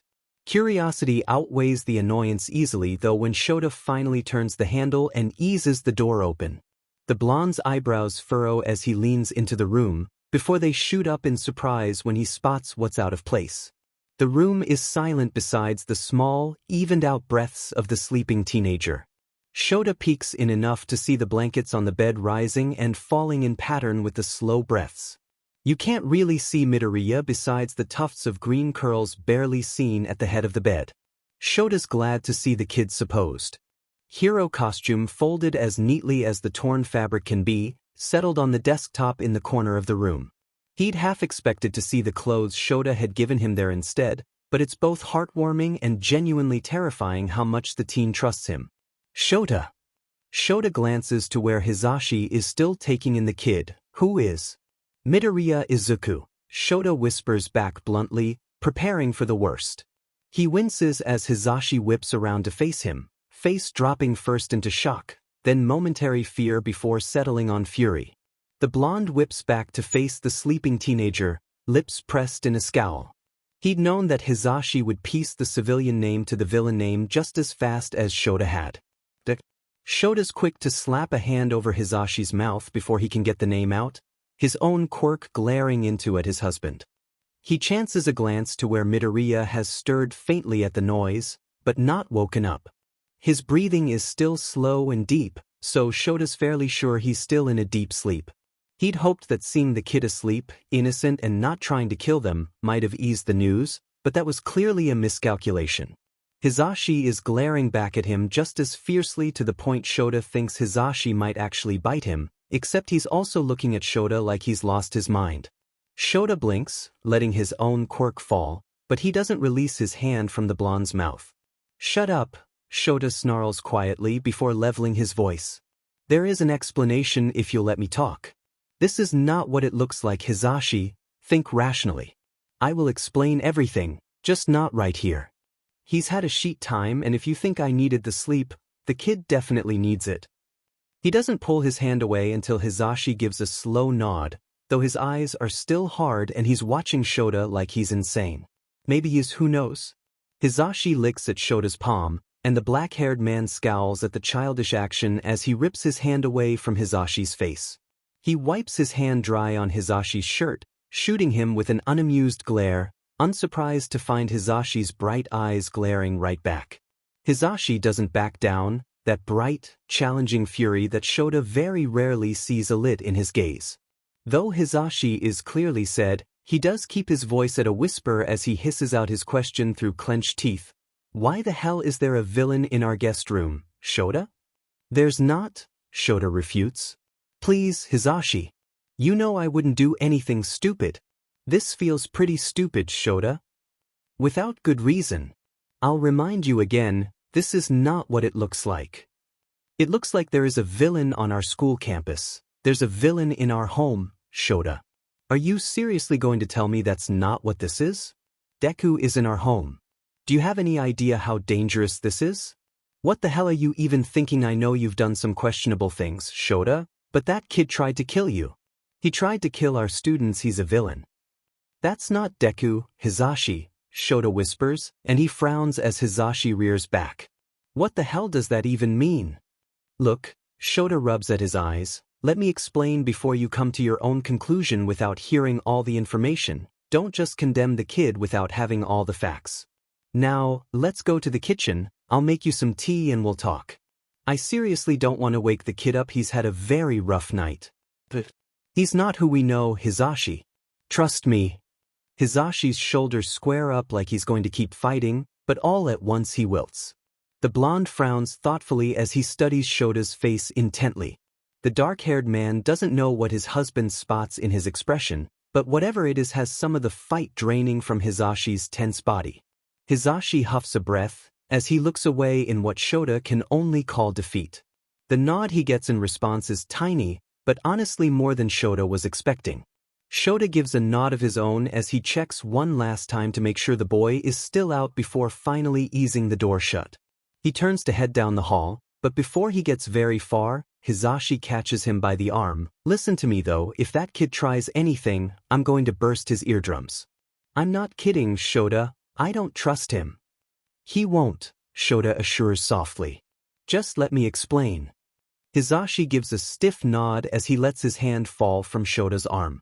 The blonde glances back at the guest door before following Shota out to the main living space. Hizashi sits at the table in the kitchen while Shota busies himself making tea. The blonde is oddly silent, thoughtful as he watches Shota grab the mugs, tea bags, and start the kettle. Every so often, Shota will see his husband glance down the hall like he's ready for Midoriya to spring out from the shadows and kill them both. Shota chooses to ignore it for now. Hizashi's wariness is good. Until he's gotten an explanation, he should be cautious. Shota can't fault Hizashi for being cautious when he doesn't have all information. As far as Hizashi is concerned right now, there's only one reality, and that kid asleep in the guest room is the same person who'd attacked them countless times. It would be illogical to not offer his husband some leeway until he's been made aware of the situation. Though if it continues like this after Hizashi's been informed of Midoriya's situation, Shota will put a stop to it. Midoriya is not a criminal, and he'll be dead if anyone makes him feel like he has won any more than they already had at the station before figuring this whole mess out. Shota can only imagine the damage that did to an innocent heroic student seeking help in, what he assumed, was his own reality, searching out people you expect to be on your side and instead getting arrested for crimes you didn't commit. That's beyond fed up, even if no one knew at the time. Everyone was in the same confusion boat. As is, he's already sure the kid will be returning to his reality with the trauma from those mistakes. It doesn't take long for Shota to prepare 2 mugs of tea to their liking. He grabs both and sets them on the table before plopping down in the seat across from Hizashi. The blonde is too busy watching the hallway to really notice, so Shota toes at Hizashi's leg to get his attention. He's not going to do anything. Shota frowns as Hizashi's attention slowly crawls back to him, a light frown on the blonde's own face. Hizashi squints at him before turning fully towards Shota as he wraps his hands around his mug. You say that, but I can't really believe you. He's a criminal. The kid's asleep. I wouldn't be surprised if he slept a good 10 more hours. Shota deadpans as he lifts his mug to his lips. And that kid is anything but a criminal. Seriously, if I had any doubts about his character, he wouldn't be here, Hizashi. I wouldn't put you or my students in harm's way, and you should know that. I do know that. Hizashi's face puckers up at Shota's words.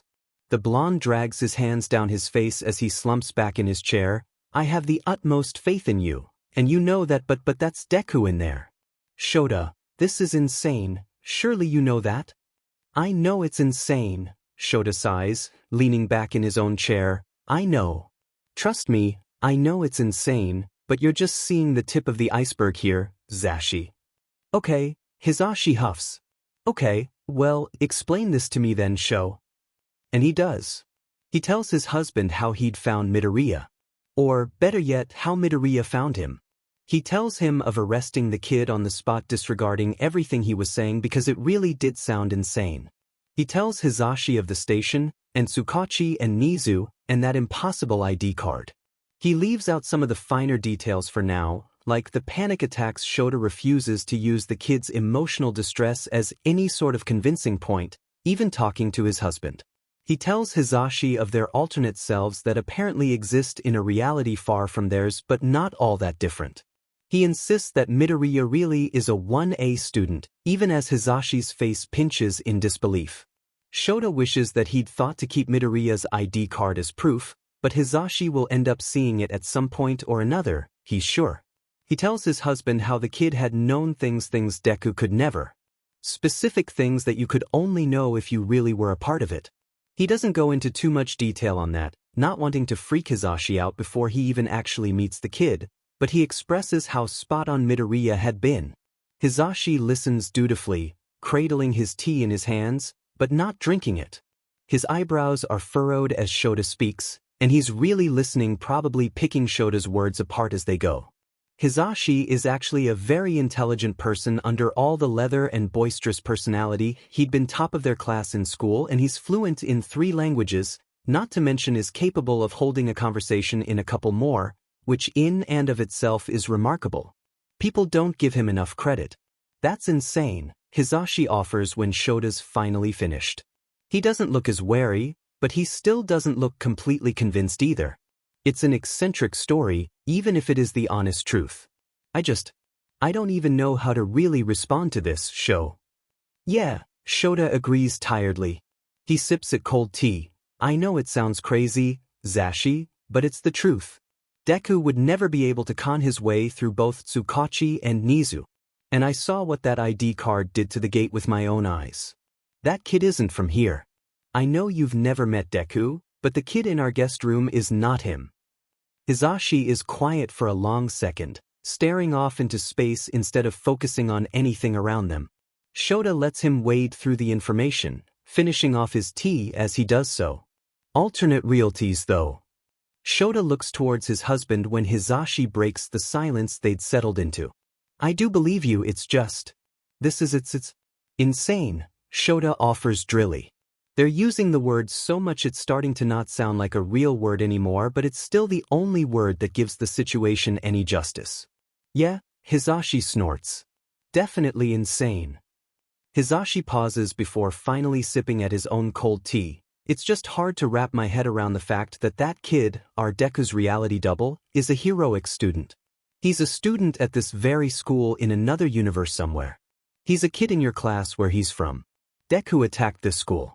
He attacked you. They're not the same person, Shota shakes his head.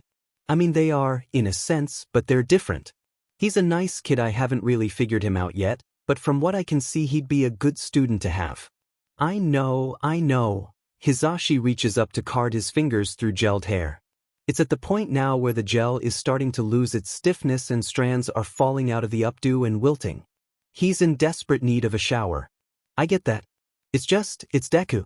How am I supposed to look at the kid and not see the villain who helped Shigaraki pulverize your head, you dig? Just meet the kid before you blacklist him, alright? Shota rubs at his forehead with the knuckle of his thumb. He's got high expectations for us and he'd be devastated if any of us boycotted him for things he literally didn't even exist in our world for. Deku's actions are not Midoriya's. I hear ya, Hizashi snorts. I'll give the kid a chance, but just know my threat still stands. One wrong move and his ears'll be bleedin', though. Rein it in, will ya? Shota sighs. He'd probably cry if he heard you say that. Wouldn't shut up about you. How good of a teacher you are, your radio show, even your hero career. It was almost cute. He got all starry-eyed and everything. He feels a little bad throwing Midoriya under the bus, and maybe a bit bad for digging into Hizashi's weakness of hurting his listeners' feelings, but it's worth it when Hizashi turns to him in surprise, head-ped like a big, dumb golden retriever. Really? Is it wrong of him to butter his husband up in hopes of easing the actual introduction between them later? Probably. Does he care? Not in the slightest. Whatever gets the job done. Besides, it's all true. It's not like he's putting words into Midoriya's mouth. The kid had literally launched into a full-blown worship rant about Hizashi. Plus, he knows it'll all go smoother if Hizashi already has a sense of Midoriya's character. And hero worship is about as far as Shota's figured out at this point. He has only known the kid for a couple hours. Oh yeah, Shota manages a tiny smile. His realities you made quite the impression on him. It'll probably crush the poor kid if you threatened him. You're playing dirty now, Hizashi whines, glaring half-heartedly at Shota. The dark-haired man shrugs indifferently. No point defending himself when that's exactly what he's doing. They both know it, so it would be illogical to try. And Hizashi is one of the few people who'll actually call him on his bullshit. Essence, Hizashi pouts. Just for that, you're on dishes duty while I go shower.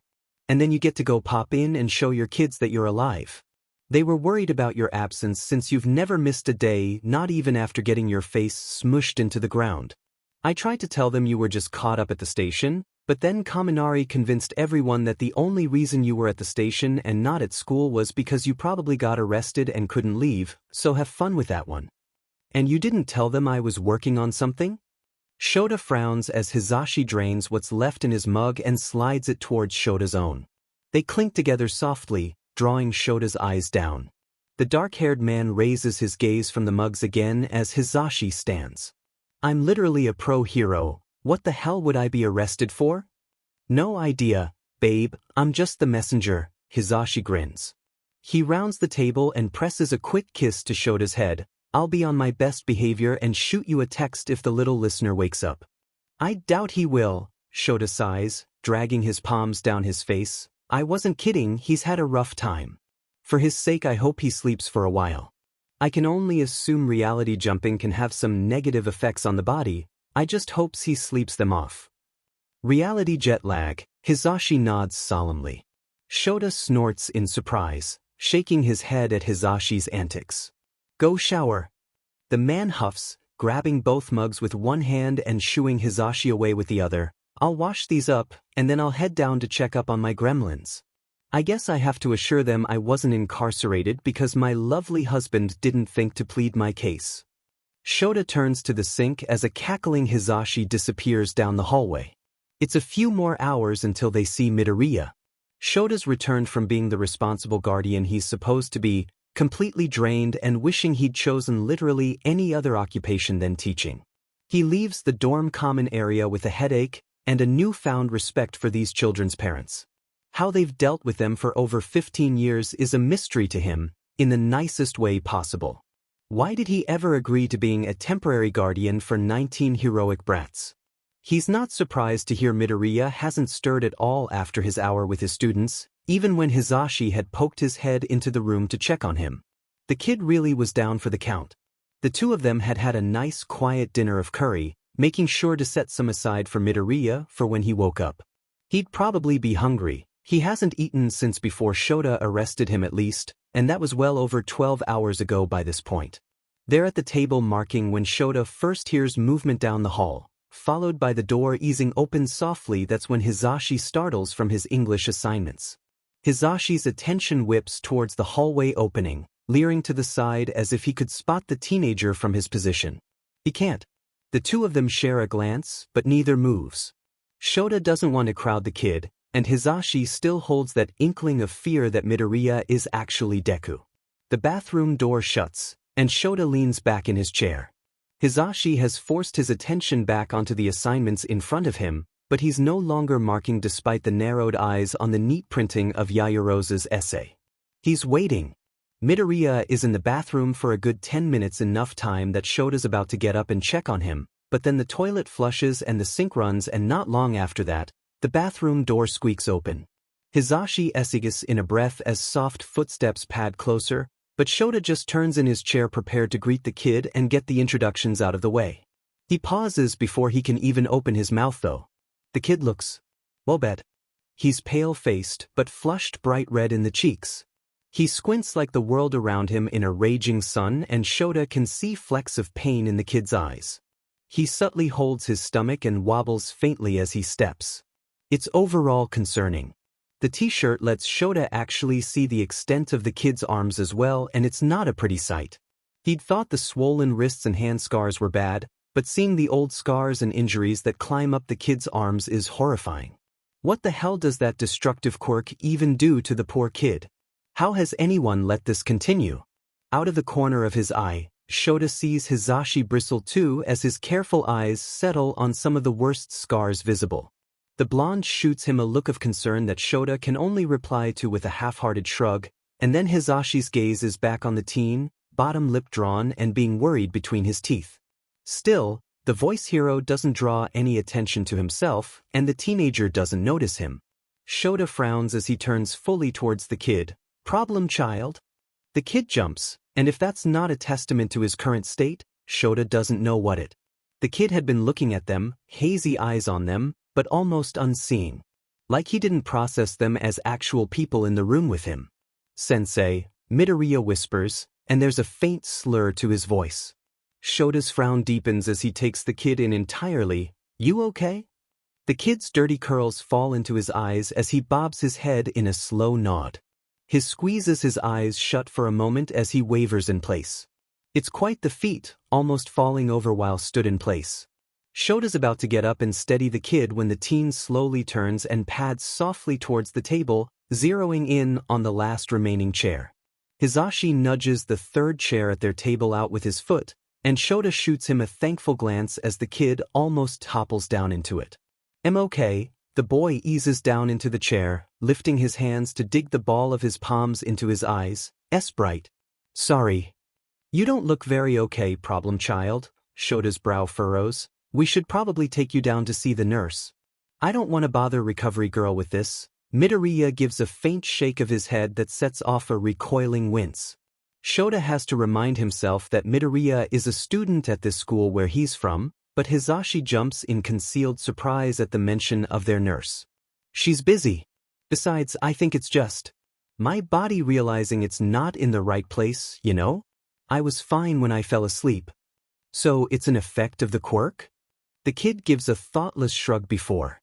He shifts so he can cross his arms on the tabletop and settle his chin on his forearms. "It's not that bad, I've had worse. At least nothing's broken, right? And isn't that worrying?"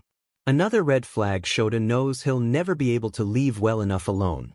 If it is a side effect of the quirk, Shota starts slowly, shifting in his chair so he's angled towards the child, even if Midoriya is tucking himself into a contorted pretzel sort of shape and doesn't notice in the slightest. "We should probably monitor it." "What are your symptoms?" "A migraine," the kid offers softly without opening his eyes. "Well, I think. I don't know, I've never had a headache like this. It's either that, or my head's imploding. I really hope it's not though. But besides that, kinda nauseous? My eyes hurt when I open them. And everything is just so bright. I'm a sore like my arms hurt earlier but everything hurts now." Shota narrows his eyes as he turns the symptoms over in his head. "You were throwing up in the bathroom just now, weren't you?" Shota's not sure how the kid's exhausted face manages to convey guilt in his state, but it does. And honestly, it's all the answer he needs. He says in a breath and frowns deeply. "Problem child?" "Definitely. I thought I told you to come to me if you needed me?" Shota leans back in his chair, arms crossing over his chest as he eyes the kid. Midoriya's forehead is cushioned on his forearms now, face hiding in the pit he'd created between his arms in an attempt to block out the light.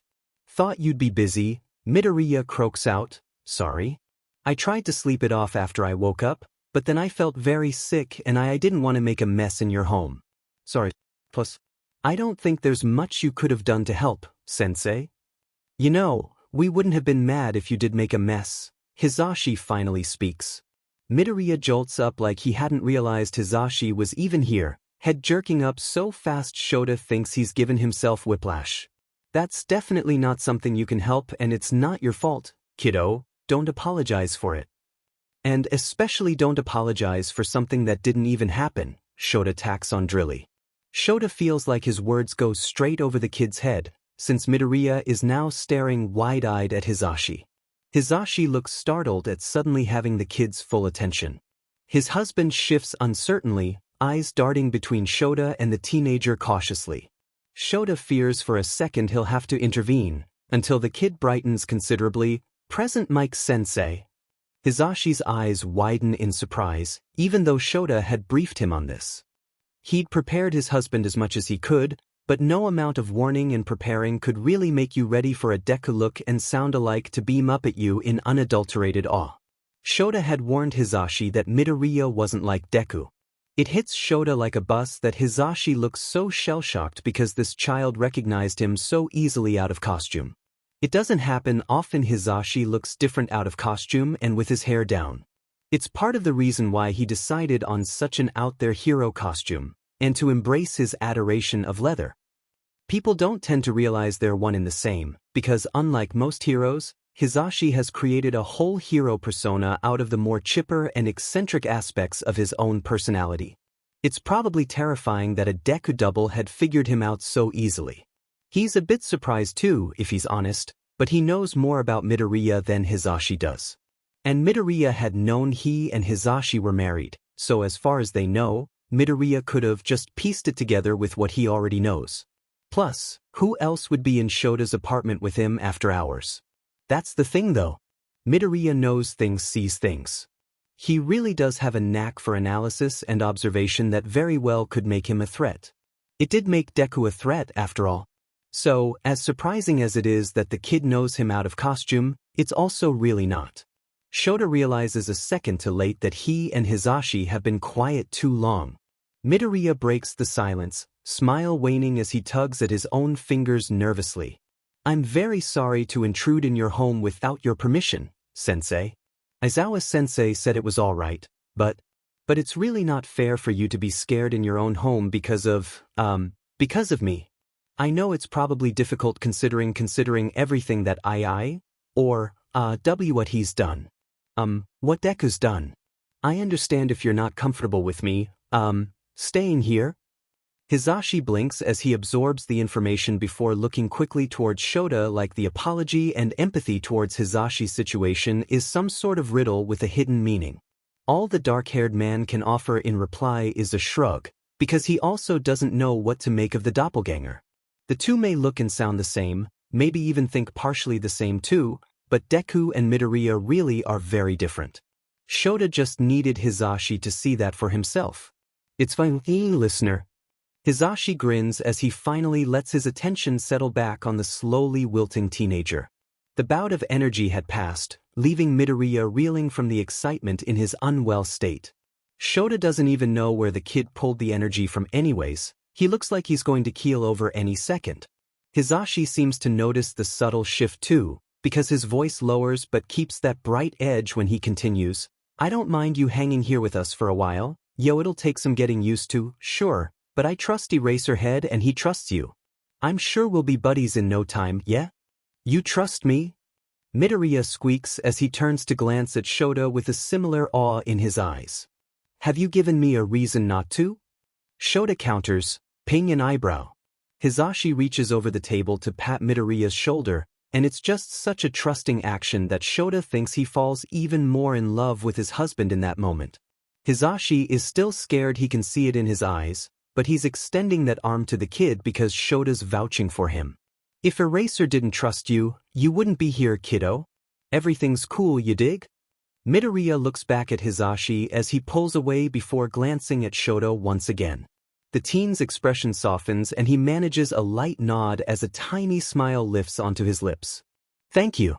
For your hospitality and for trusting me." Shota flaps a dismissive hand as Hisashi grins to the point Shota hopes he doesn't start cooing at the poor kid. He should have known Hisashi would be completely and utterly weak against Midoriya's charm. The soft, usually unwarranted apologies, and the thoughtfulness and the genuine kindness that no one in their right mind would associate with Deku.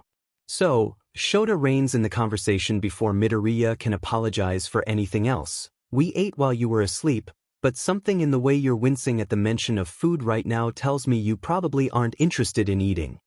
The kid's nose wrinkles in addition to the wince, and he gives a nervous shrug. "I don't think I could keep it down, sensei. I don't even have anything in me and I still feel really..." The kid swallows thickly. "Sick?" Do you think you could stomach some tea then?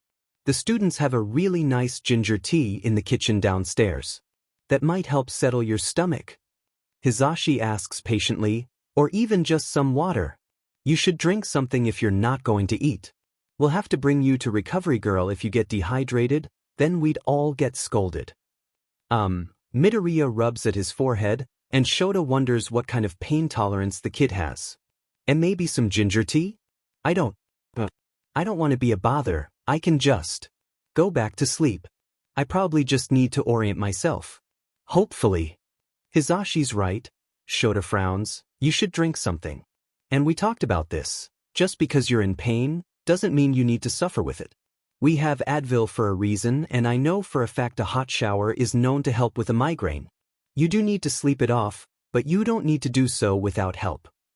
The kid stares at him with squinted eyes, before he deflates into his chair. The teen is this in a breath, showers help?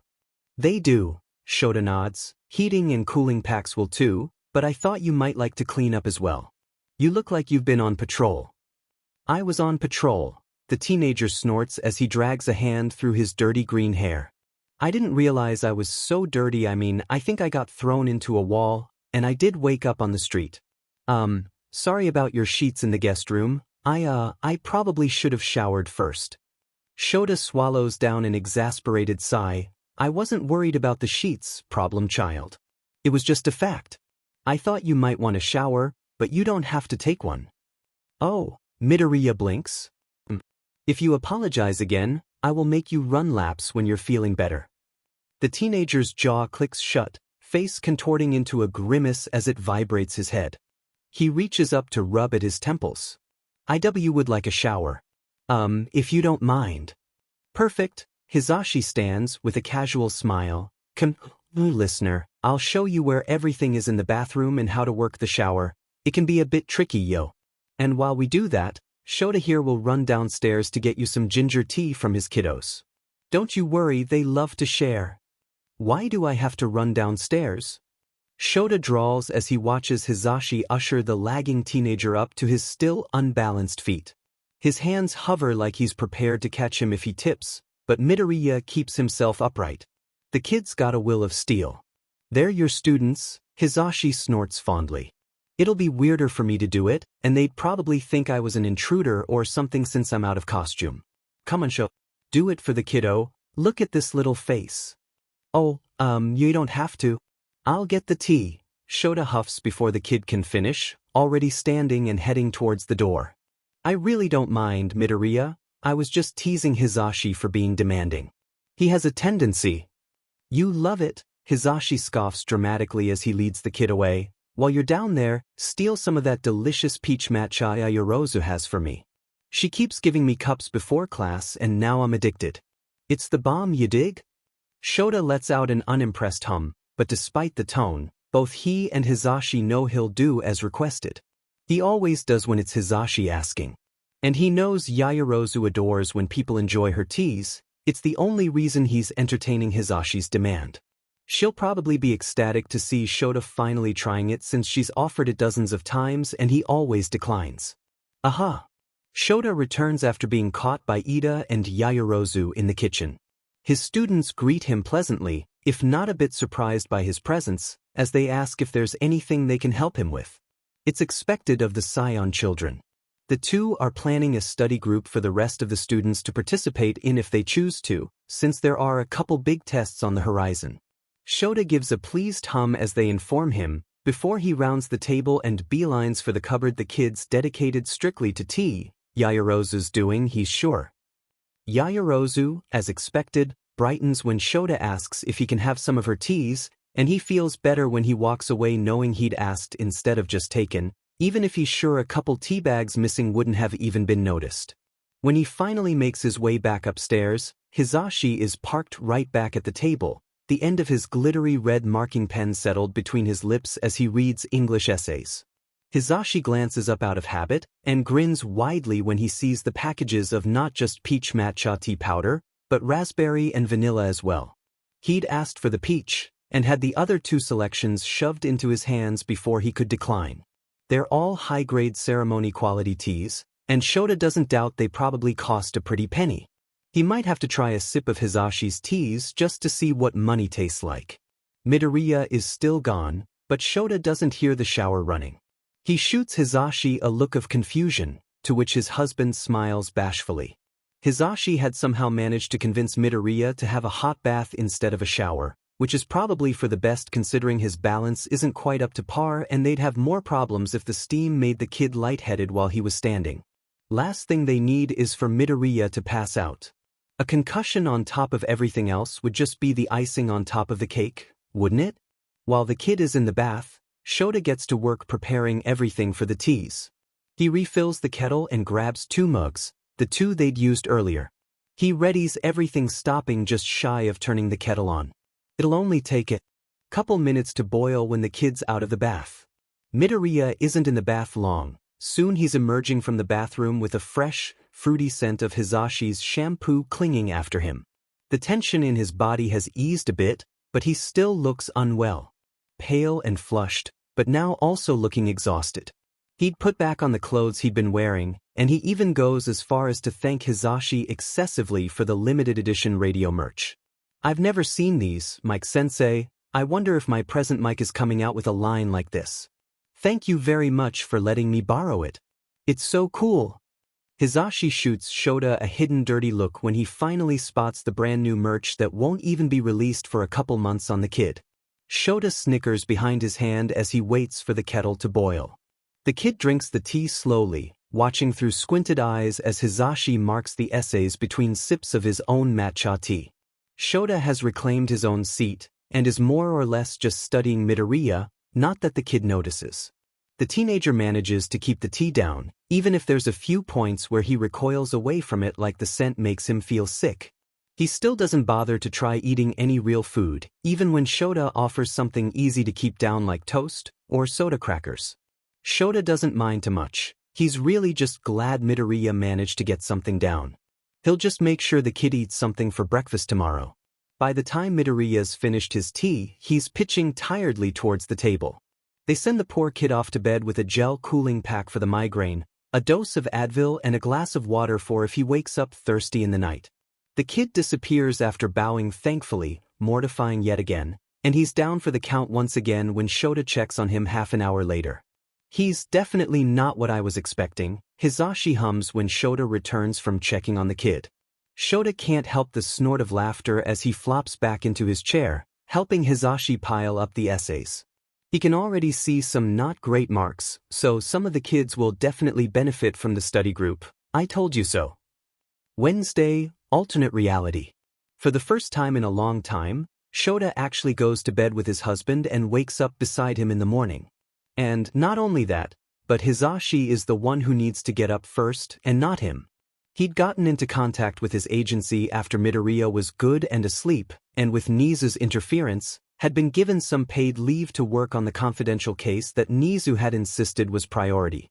Though he's not usually one for skipping patrol, Shota can't argue that it's not a weight off his shoulder to not have to leave the heroic student doppelganger of a villain alone in a hero school. He wants to keep an eye on not just Midoriya, but anyone who interacts with him too. Shota knows there will be some mixed feelings about his presence here, and he hates the thought of Midoriya taking the brunt of everyone's dislike for Deku. Hisashi, though, unfortunately, still has his early morning patrol, so he rolls out of bed after pressing a sleepy kiss to Shota's cheek and gets himself ready for his busy day of patrol and teaching. The kid is awake when Shota finally stumbles out of his room. "You're up early," he comments as he beelines for the coffee pot, pouring a cup and drinking it black. He savors the burn and bitter taste as he stares at the coffee pot for a second before turning to Midoriya and eyeing him carefully. "How are you feeling this morning?" "Much better," the child chirps. "My head still hurts a bit, but besides that I'm good. And I'm always up this early. I usually go for my morning run around this time, but I wasn't sure if I was allowed to go without you, so I did some sit-ups and lunges instead. All Might and I made a workout schedule that I try to follow every day." Of course, he's one of those early morning exercise enthusiasts. Shota really doesn't know what he was expecting, but it should have been this. "Of course you do." Shota takes another gulp of his coffee as he tries to organize his thoughts. "You were right.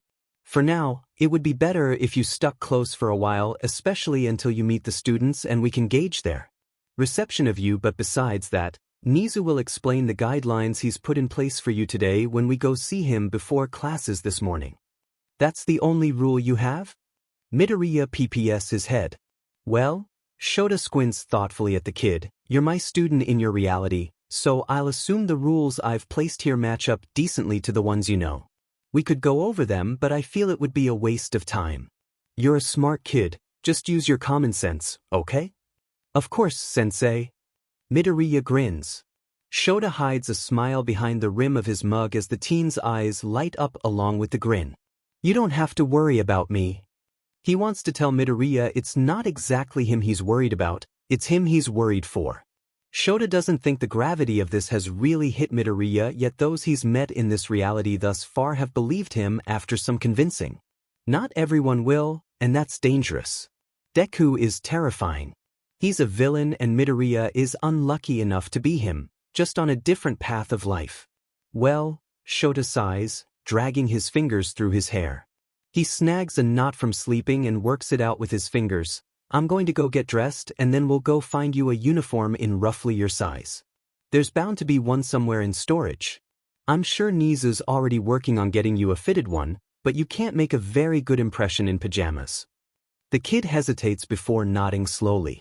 Good. Shota finishes off his coffee, knowing damn well he'll be getting another cup in the teacher's office before classes start. Why don't you eat the curry we put aside for you last night, if you think you can stomach it, and take some more Advil before we leave to keep the remnants of that migraine under control? Yes, sensei. Midoriya nods dutifully. By the time he's dressed in his hero costume, sleeping bag tucked under his arm, Midoriya is just finishing up the curry. It's not hard to sneak out of Heights Alliance without being seen by the students. There's a back door that Shota and Hizashi use when they don't want to risk disturbing the students, and it makes for the perfect escape. It's still early enough that very few students are even in the school since they switched to dorm life. They don't have students arriving hours before school starts due to transportation issues. Midoriya sticks to Shota's side, but he looks to be taking everything in, probably trying to spot differences between his Yui and theirs. Shota would be lying if he said he wasn't interested in that as well. When they get to the supply closet, Shota digs through boxes as he tries to find a regular uniform in the kid's general size, as well as a training uniform. He's not quite sure if he'll let Midoriya participate in anything yet, but better safe than sorry. The kid looks relieved when he has a uniform in his hands, and it's not something Shota can say he's seen when handing a kid a uniform that will essentially be a second skin to them. Their next stop is the washrooms so Midoriya can change into his uniform. Shota feels a little better when the kid blends in with the rest of the students, but he's still got a bad feeling about how this will play out. It's hard not to have a bad feeling when he knows exactly how he, Nizu, Tsukachi and Hizashi had all reacted to the kid's presence. They arrive at Nizu's office next, and Shota frowns as he knocks on the door. As expected, Nizu's chipper voice invites them in almost instantly. Ready? Shota pps his head in the kid's direction. Midoriya fiddles with his fingers and seks in a breath nervously. I know I saw Nizu-sensei yesterday, but it sorta feels like I'm in trouble now, which is stupid because yesterday I was in HNDCFFS. I don't know, there's just something about going to the principal's office that makes me nervous. Welcome to my world, Shota snorts drily. He doesn't wait for Midoriya's response, just pushes the door open and sets a hand on the kid's shoulder so he can guide him into the office. Welcome. Nizu chirps from behind the desk with a clap of his paws. It's very nice to see you again, Midoriya-kun, and I'm quite glad it's under better circumstances than yesterday morning. Good morning, Nizu-sensei. The teenager ducks his head, almost shuffling closer to Shota. The man tucks his own face into his capture weapon as he leads them both to the two waiting chairs across from Nizu. Midoriya seems to be more skittish of Nizu than he is of Shota, and it makes sense when Shota thinks back to some of the things Nizu had said yesterday before they realized who Midoriya wasn't. He'd threatened an innocent kid with the most secure prison in all of Japan. Honestly, how can Midoriya even look at them, let alone trust them after that? I trust you're feeling better this morning? Nizu smiles at Midoriya, angling his head towards the teen. Aizawa-kun mentioned you were quite unwell yesterday evening. I can't imagine reality hopping would be very kind to one's body, but I'm sorry to hear you had such a poor time. I feel a lot better, Midoriya assures quickly. Aizawa-sensei and Yamada-sensei were very kind even though I know I make them nervous. Or, Yamada-sensei at least. It probably would have been, worse if they hadn't helped me. I wasn't sure what to do when I got so sick so suddenly, but they both did know how to help. I'm very thankful. I'm pleased to hear that, Midoriya-kun. Nizu's smile softens. I apologize that people have been, and will continue to be, unfortunately, wary of you. Please don't take it as a slight against your character, though I know it's difficult not to. I really do sympathize with your position here. Thank you, Midoriya bows his head slightly. I know people aren't upset with me, but the me in your world. It's very confusing, but it does. It's sad because everyone here is. You're all my teachers, but you don't know me and I haven't even met Class 1A yet, but they're my friends in my reality. That sounds quite difficult. Nizu sympathizes offhandedly. Midoriya gives a nod, wiping at wet eyes. It's a dagger through his heart for Shota to see, but he knows there's not much he can do. It's not like he can force his coworkers or students to just be okay with Midoriya. The most he can hope for is them not immediately lashing out. Sorry, the teen says after clearing his throat. When he looks up again, the tears are gone. Aizawa-sensei said you had some rules? Guidelines, the principal corrects easily. And some of these apply to both of you. Shota isn't surprised by this, he'd expected it. Though I trust my staff and my students, I believe it's for the best that Midoriya-kun shadow you, Aizawa-kun. This'll mean him attending all of your classes, including heroics and when you're teaching the second and third years. I would like you to keep him within sight during the school day. You're welcome to have him participate in your lessons if you see fit, that will be completely up to you, but I trust we're on the same page when I say no harm should come to him. We are, Shota gives a serious nod. But wait, what if I'm participating in something like heroics? Midoriya PPS his head. I can hold my own, sensei, I'm in your class. I have good quirk control, and I'd never hurt anyone. I can take a hit too, it's unfair for them to have to hold back. It's not you I don't trust, Midoriya, Shota sighs, angling his head towards the teen. You've got to understand that people are afraid of Deku. Afraid of you. I don't want an innocent sparring session to end with you injured, or worse, because someone gets scared and reacts in fear. I have good students, but fear is a dangerous emotion, Midoriya, and I can't fault them for being scared. This isn't a punishment, Nizu continues. This is simply us being cautious for your well-being. Our knowledge of the quirk you're being affected by is quite limited. We don't know what would happen if something happened to you. If you're gravely injured or killed here, you very well might be in your reality too. There are too many unknown variables for us to just let you participate to the extent you're used to, as much as I'd love to do so.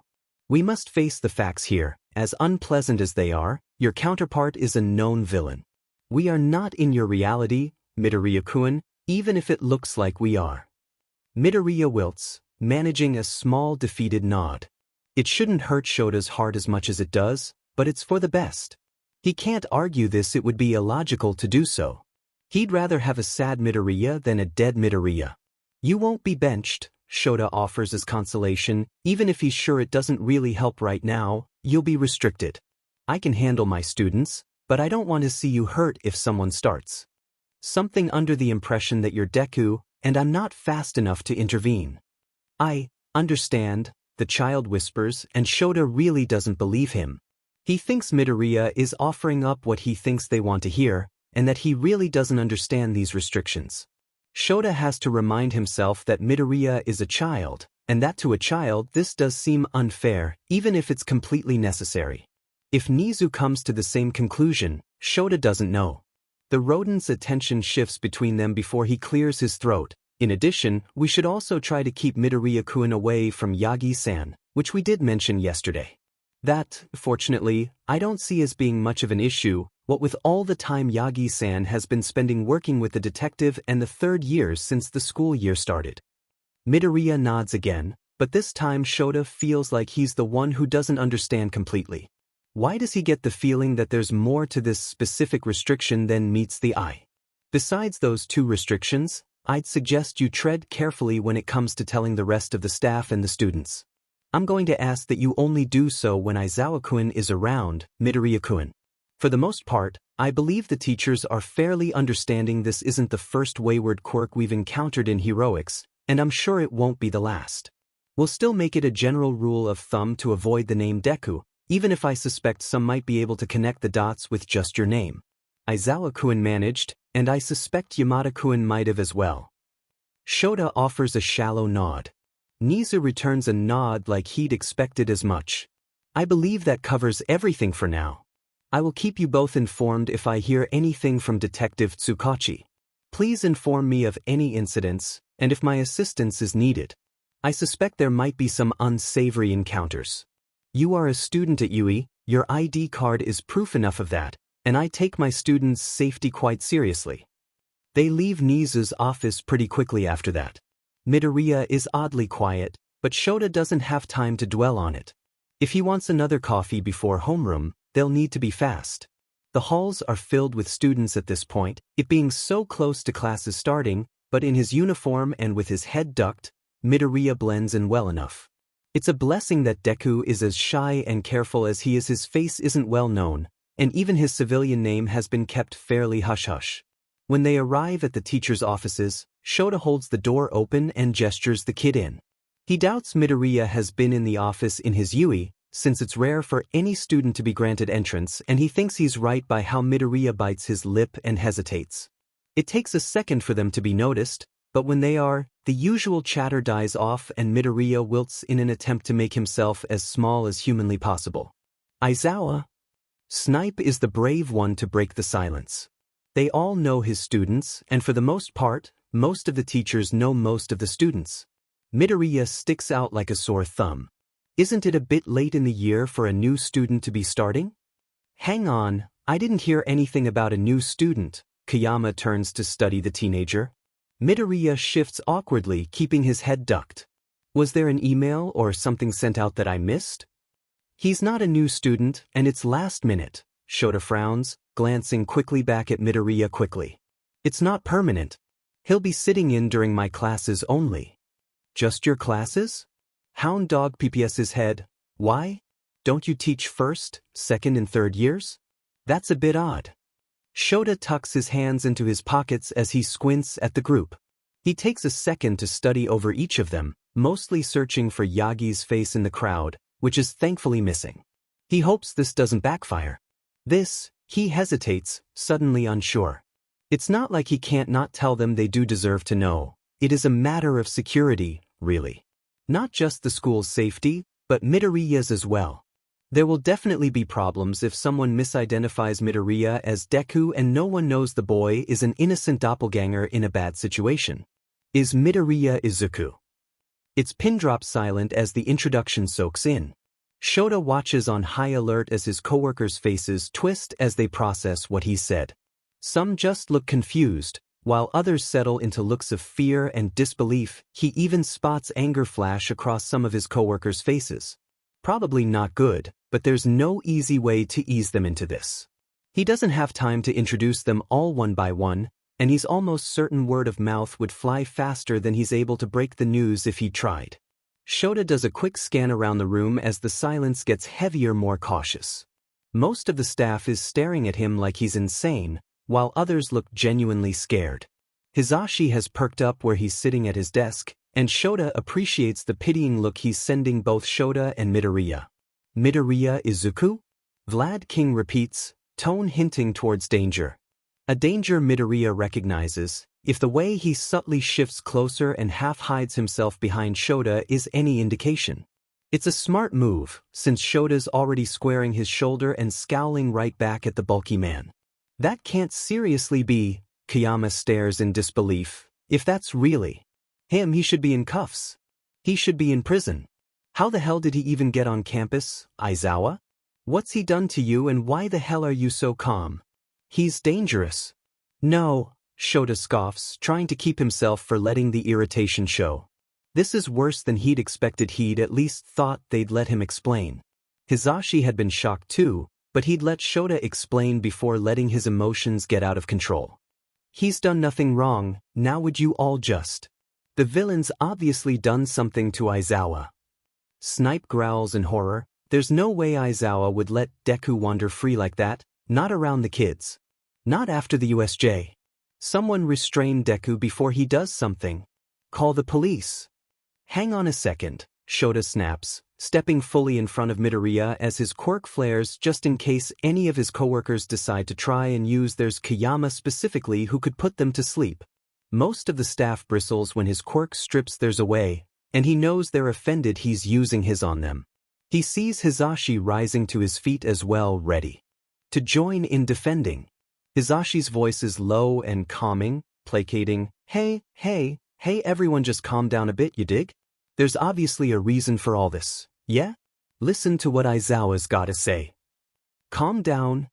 Vlad snaps, stalking toward Shota, but still keeping his distance like he's afraid the cowering child behind Shota will suddenly spring up and attack him. You want us to calm down when Aizawa's brought him into our school, Mike? What reason could there be for Aizawa to have a villain with him? Hisashi flounders for a second before his expression hardens. Shota's jaw twitches as anger settles in his stomach. Listen, Shota snarls, you all need to calm the hell down. This kid did nothing to me and he's done nothing to any of you either, so back the F up or I'll make you. This is not Deku. He's...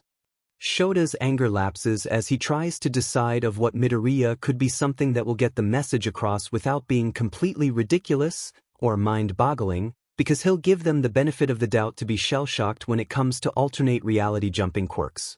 Besides, he needs to focusing diffusing the situation before things get out of control. The explanation can come after when everyone has cooled off enough to logically think. He's an exchange student. From where, Tartarus? Vlad snarls, arms crossing over his chest. Shota bristles at venomous quip, twitching with a need to strangle Vlad with his capture weapon. That vile villain belongs in prison, Aizawa, not in our school. You know exactly what he's done. How can he be an exchange student? 13 shifts nervously. Shota's at least glad they aren't letting fearful anger take over, but genuinely terrified isn't much better. He does understand though, 13 had also been at the USJ when Deku and Shigaraki had launched their attack. Aizawa, don't you remember what he did? He's a villain. Now. Nizu pops up behind them. Everyone, please take a second to collect yourselves. Aizawa-kun is accompanying our guest, and that was not a very warm welcome he received from the teachers of this fine educational establishment. Midoriya startles at the sudden appearance of the principal, Shota does not. He's used to the rat popping up at random times from literally anywhere. I must say, teachers, Nizu continues, nose twitching in that tiny tick that conveys his anger, I'm quite appalled in what I've just witnessed. I had hoped my staff would consider the fact that Midoriya-kun is here accompanied by a trusted Yui teacher, wearing a school uniform and very obviously not restrained in any way, but it seems you were all too quick to emotions to think rationally. That's disappointing. Nizu-san, that's our newest student who will be here for an undetermined amount of time, approved by both the police department as well as myself. Nizu cuts off with a clipped voice. The child with Aizawa-kun is not the villain Deku, although they share an uncanny resemblance, no? And if you had waited a moment and let Aizawa-kun explain as he'd been trying to do, instead of verbally and very near physically attacking a student under the protection of this very school, you would have known that. He's a student under Yui's what? Since you wouldn't let Aizawa-kun explain Midoriya-kun's presence, I will, and in doing so, you will all be receiving a formal reprimand for your carelessness and failure to logically assess a sensitive situation of high stress. I'm quite disappointed. I must say, I expected as much from the students, but not seasoned pros. Truly concerning. How can I trust you to teach the students to think with their heads and not with their hearts when you are not setting an example? Jumping to a conclusion whilst ignoring the facts laid before you is dangerous not just for yourselves, but for everyone involved. But Nisan, Vlad digs his own grave. Deku's a villain. He certainly is. Nizu agrees darkly. Deku is a villain, but Midoriya-kun is not. The rodent steps past Shota and Midoriya, and Shota sees the bright colors of Midoriya's ID from his reality held in Nizu's paws, which are laced together over the small of his back. Proof. It's hard to deny the card. Shota had tried when he first met the kid, but it truly is Nizu inspected authentic. Hell, it's a reality difference short of their Yui's security accepting it. The rodent hands the card to the first teacher he reaches, who just so happens to be Vlad himself, who decided to act as a protector, positioning himself between the other teachers and Shota and his student. Vlad takes the card without looking away from Shota as he does so. They're leveling each other heated glares, and unlike every other time Vlad sparks up that stupid class rivalry, Shota is not about to back down. Nizu makes a clicking noise with his tongue, voice stiff when he continues, "Sekijiro-kun, I'm going to have to ask that you cease the glaring. I understand it's considered quite rude to you humans. Now, please study, then circulate the card in your hand around to the rest of the staff. I trust you all will be able to identify exactly what it is you're being shown. I would like everyone to take a good look at that card before another word is said." Nizu's voice holds a finality that none of the teachers are stupid enough to challenge. He's incredibly scary for a creature so small. "Oh," Nizu hums as an afterthought, "and please be careful with it. It is not ours to damage, and it will be returned exactly as it was lent to me, in pristine condition. Please have a very good look at that ID, and then, when you're satisfied, pass it to the next person and take a seat at your desk. We're going to be having a discussion." Vlad glares at Shota and Midoriya for a second longer before finally managing to drag his gaze down to the card in hand. Shota takes pleasure in the way his eyes widen and his jaw goes slack. He squints down hard at it like he just can't process it, jaw then clenching as he quickly flips it over, inspecting the back intently before flipping it back around to Midoriya's face. His brows furrow as he glares down at the card. "This can't be." "It is," Nizu says flatly. "Make note of the date it was issued, and then pass it on, Sekijiro-kun. There are a lot who need to see that, and we have very little time before you all need to get to your classes." Slowly but surely, Midoriya's ID card circulates around to all the teachers. Shota does not move, and behind him, Midoriya is frozen in fear too. His heart breaks for the more trauma to add to his growing collection. The teachers he knows and trusts literally taking one look at him and condemning him on spot. Perfect. Shota had known this could be a possibility, but that didn't prepare him for it actually happening. "Aizawa-kun." Shota lowers his glare to Nizu before he can think to settle the dark look. Thankfully, his boss doesn't seem to mind. The office is near silent, everyone sitting at their desks like scolded school children. There's a general weight of confusion in the room, but also levels of varying guilt. It shouldn't make Shota as pleased as it does. Though guilt doesn't help the trembling child behind him. Nizu sends a sharp glance over his staff before turning back to the underground hero and his student. "Please grab what you came in for and then take Midoriya-kun out to calm down before classes start. I will explain the situation to our staff, and I trust they will take my explanation seriously if they didn't bother to take yours. Now, I'm sure you'll have your hands full come homeroom, so please make haste. If any class shouldn't be left to their own devices for long, it's Class 1A. Shota only does as directed when Hizashi takes his place as Midoriya's human shield. Hizashi, the saint he is, crouches down and says something Shota's too angry to make out to the boy, and Midoriya gives a shaky nod in response. When Hizashi stands up to his full height, Shota finally sets away towards the coffee pot. He doesn't delay pouring himself a mug of coffee, shooting his coworkers a dark look as he does so. He can't believe not one of them considered the possibility that there was more to the situation than what they saw. Not a single one of them took a second to assess the situation past the knee-jerk reaction of villain. He really does understand it's insane he'd been there just yesterday, but Midoriya had had him vouching for him this time. It wasn't like the kid just strolled into the school by himself.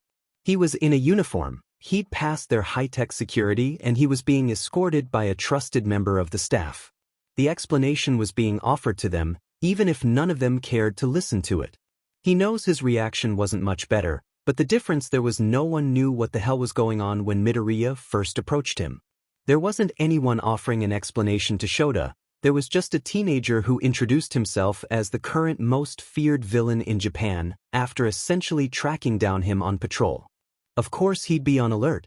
But when they'd taken a second to really think, to assess the situation, and when an explanation had been offered, to him and Tsukachi and Nizu, they'd listened. They'd been convinced. His colleagues didn't have that excuse. Shota takes his coffee and stalks back to Midoriya, knowing his aura is dark and angry by the way Hizashi frowns softly when he draws closer. Shota shakes his head when Hizashi looks like he's debating saying something, and the blonde just nods knowingly, stepping away when Shota was close enough to the teen to set a guiding hand between the boy's shoulder blades. He pushes the office door open with his elbow and doesn't bother looking back, just ushers the child away from the threats. He's quick to get them away from the office, guiding Midoriya through the halls swiftly. The teen keeps pace silently, eyes downcast. "How are you holding up?" Shota asks when they're far enough away from the office that Midoriya has almost stopped trembling. Shota's not used to having a student tucked so close to him, but he knows it would be cruel to push Midoriya away after that. He wonders what sort of bond Midoriya's Aizawa has with his students, and wonders further if it's anything like Shota's own with his kids. They've all definitely gotten closer since moving into the dorms, but he wonders if Midoriya himself had played the part of glue holding them all together. It wouldn't surprise him. I'm okay, the boy stutters out, looking anything but okay.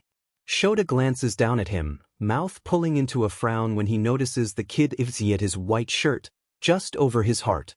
His entire fist is a pale bone white as his grip clenches. "You warned me. I should have been. I should have been prepared for something like that. It was just. I thought Vlad-sensei was going to. I thought he was gonna. Why, you were right, sensei."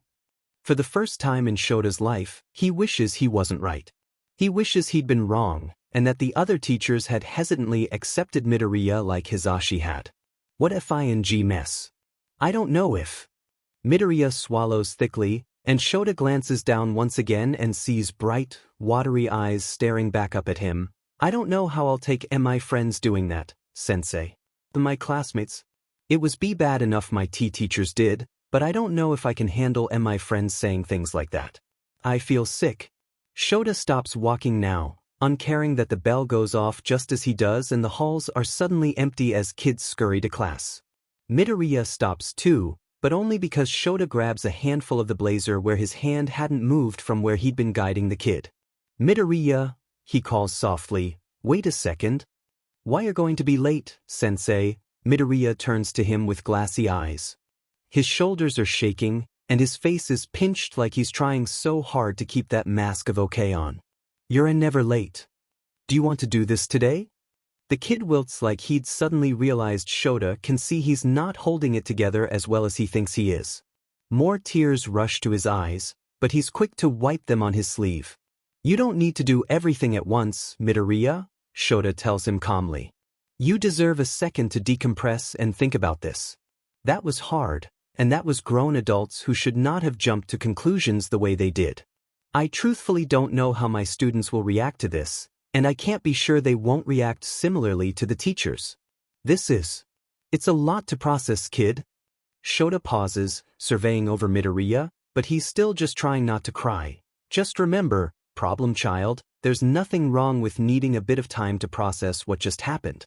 I can get Hizashi to cover my homeroom class if you want to go back to the apartment for a while. You do not have to force yourself to do everything today. There's nothing wrong with needing a break." "No," the kid whimpers, rubbing harder at his eyes. I need to know. I need to do this. I can't. Just relax if I'm afraid of what they'll say, what they'll do. It's like it's looming over my head and suffocating me. I know they're not my friends but they are. To me." "Okay," Shota nods. "I understand." Midoriya is still sniffling, rubbing his eyes raw like he's trying to press his tears back into his eyes before they can fall. Shota feels awful. This is a child who'd suddenly been dumped in a place where he's public enemy number one. Where everyone he knows and loves considers him a villain and are treating him accordingly. That would be a hard pill for anyone to swallow, but this is a child. "What do you need right now, Midoriya?" There's a pause. Midoriya shifts awkwardly at Shota's side, still wiping at his eyes.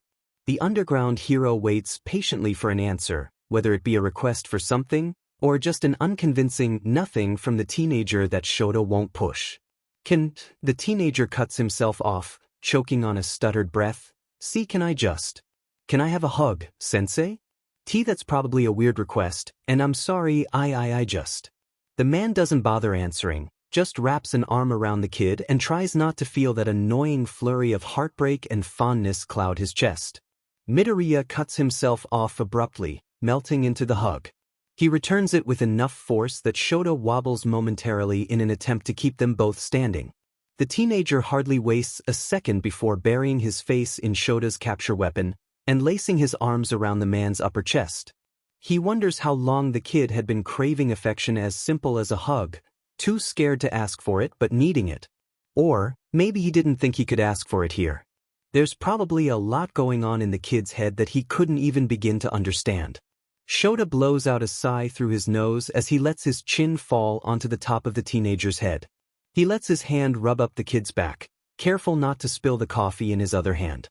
The hug doesn't last long, Midoriya tearing himself away carefully and taking 2 tiny steps back when he decides it's been long enough. He gives a water half smile as he roughly drags his sleeve over his face. Sorry.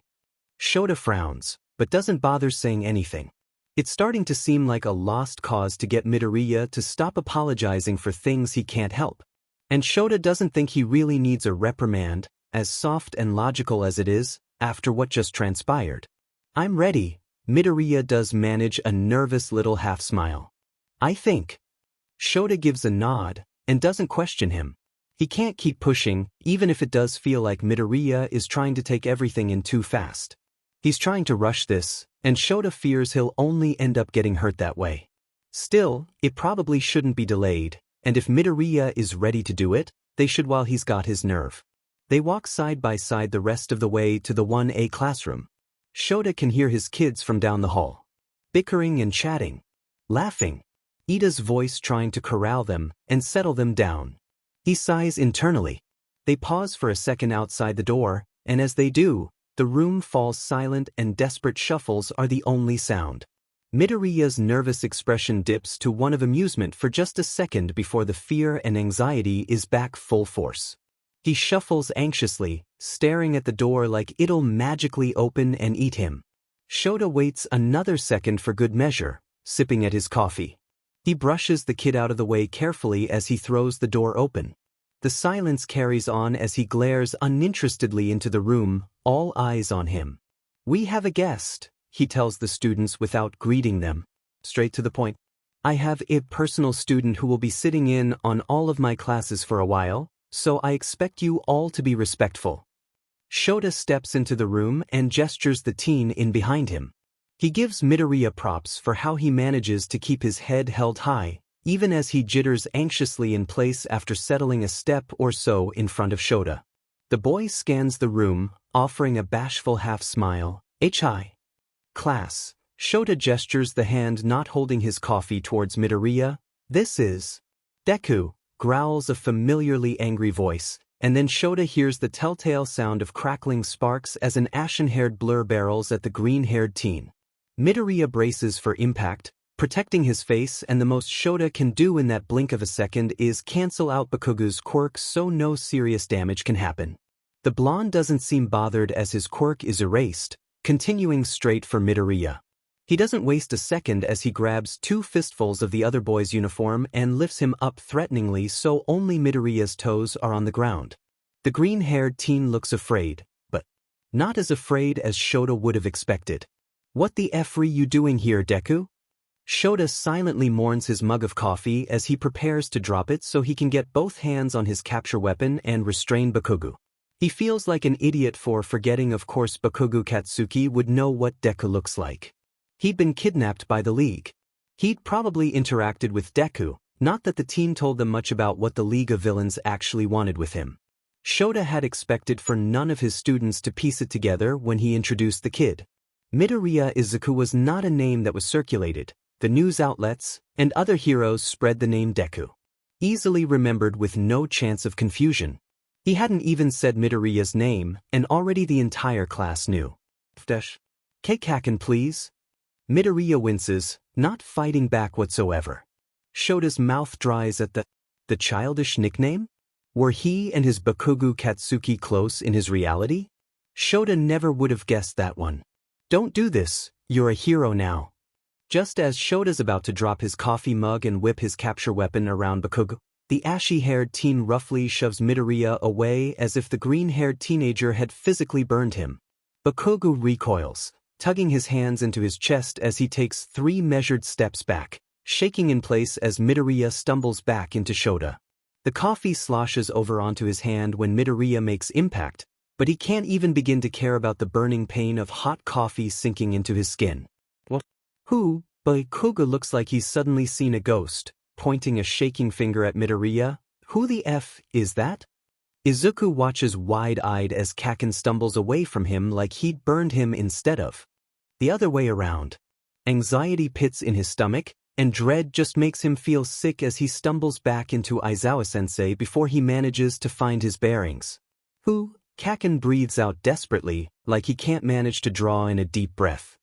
He lifts a shaking finger and points directly at Izuku. Who the F is that? It probably shouldn't hurt as much as it does to hear Kaken mutter those words accusingly, and it takes a good, long second for Izuku to manage to drag himself around to the fact that this isn't his Bakugo Katsuki, the one who bullied him throughout middle school and took it as a personal threat when Izuku managed to scrape his way into Yui with All Might's help. This is the Bakugo Katsuki whose Midoriya Izuku is a villain. They're real, legit enemies here. Izuku doesn't know what the hell happened between them, what Deku did to Kaken to warrant a reaction like that, but it makes him nervous. The way Kaken is looking at him makes him wish the ground would crack open and swallow him whole. Kaken has looked at him with a lot of emotions over the years, anger tending to be recurring one, but he's never looked at Izuku genuinely afraid. Izuku takes a small step back, hardly aware of the fact he's now completely pressing back against Aizawa-sensei, who is. He's not Izuku's Aizawa-sensei. A hand settles on his shoulder and he hates the way he startles. He hears a second splatter of liquid hitting the floor and swirls around when his brain catches up to the fact more of Sensei's coffee has spilled. Because of him. Oh! Izuku cries out, I'm so sorry. Your coffee, Sensei. He has half a mind to tear himself away from Aizawa-sensei and force himself deeper into the classroom, but the other half of his mind wants him to turn tail and dodge around the man so he can disappear from sight. Neither of those things are smart. 1A is now watching him like he's a mix of some advanced puzzle, but also a threat that needs to be studied and monitored due to Kaken's reaction, and after the reaction of the teachers in the office just now, he knows anyone who has seen, or even heard of Deku, won't hesitate to detain him, by whatever means necessary. He's in a hero school. He knows a lot of the quirks currently attending the school this year, assuming that things aren't different like his class wasn't. There are some cool quirks, definitely, but they're all terrifying to think about when he thinks about them being used against him. He's scared. There is no lesser evil in this situation, and his life right now is genuinely in Aizawa-sensei's hands. Sensei, Kaken barks out, taking another tiny step away. Who the hell is that? Aizawa-sensei is quiet for a second, taking in the scene. He looks between Kaken and Izuku himself before glancing out at the class. They're all quiet, watching and studying, trying to figure out what it is they're looking at. Who do you think it is? Aizawa-sensei finally speaks, ushering Izuku into the room. Kaken takes quick steps back as Izuku is all but guided into the room. He thinks briefly about digging his heels into the ground and putting up resistance, but he doesn't dare. And unless he uses one for all to his advantage, and this isn't really a one for all type of situation, Aizawa-sensei is stronger than him. Aizawa-sensei sets his mug down on the desk when they're close enough, then dries his red, almost blistering fingers dry on his hero uniform. When he looks up, he glances past Izuku at the students remaining in their seat before his attention tips back to Kaken. Sensei looks thoughtfully between Izuku and Kaken for a long second before he finally gestures to Izuku at his side without taking his eyes off of Kaken. Who is this, Bakugo? That's, Kaken starts before he snaps his mouth shut, glaring at Izuku. The teen in question tries not to move, staying statue stiff at the underground hero's side. I don't know who that is, Kaken snaps. That's not Midoriya Izuku. It's not him, but it's. What the fucking hell is going on here? That looks like... But he's not Deku. How do you know that? Are you saying it is Deku? Kakin snarls, red eyes locking on the pro as his lip curls into a scowl. That's pretty fucking messed up, sensei, if you're bringing Deku into the school. Whispers fill the heavy silence as the students talk. It's apparently now starting to sink in just who Izuku is, or who they believe he is. A quick glare from Aizawa-sensei has them quieting instantly before the teacher's attention is back on Kakin. I'm not confirming, nor denying anything, Baku. Is it, or isn't it Deku? You said it's not, and you're the one who met him, aren't you? Which is it? Izuku doesn't know what's happening now. Why is Sensei not confirming that Izuku is not the Deku they know? Why isn't he telling Kakin that he's right and that Izuku is not their Deku? What is the pro up to? What's he after? That's not the Deku I know, the ashen-haired teen grits out. Who the F is that? Midoriya Izuku, Aizawa-sensei introduces calmly, still watching in interest as Kakin doesn't dare to draw his attention away from Izuku. But you already know that. Kakin stills, eyes narrowed on Izuku. No sheet, sensei, but who the hell is he? That's not Midoriya Izuku. That's not Deku.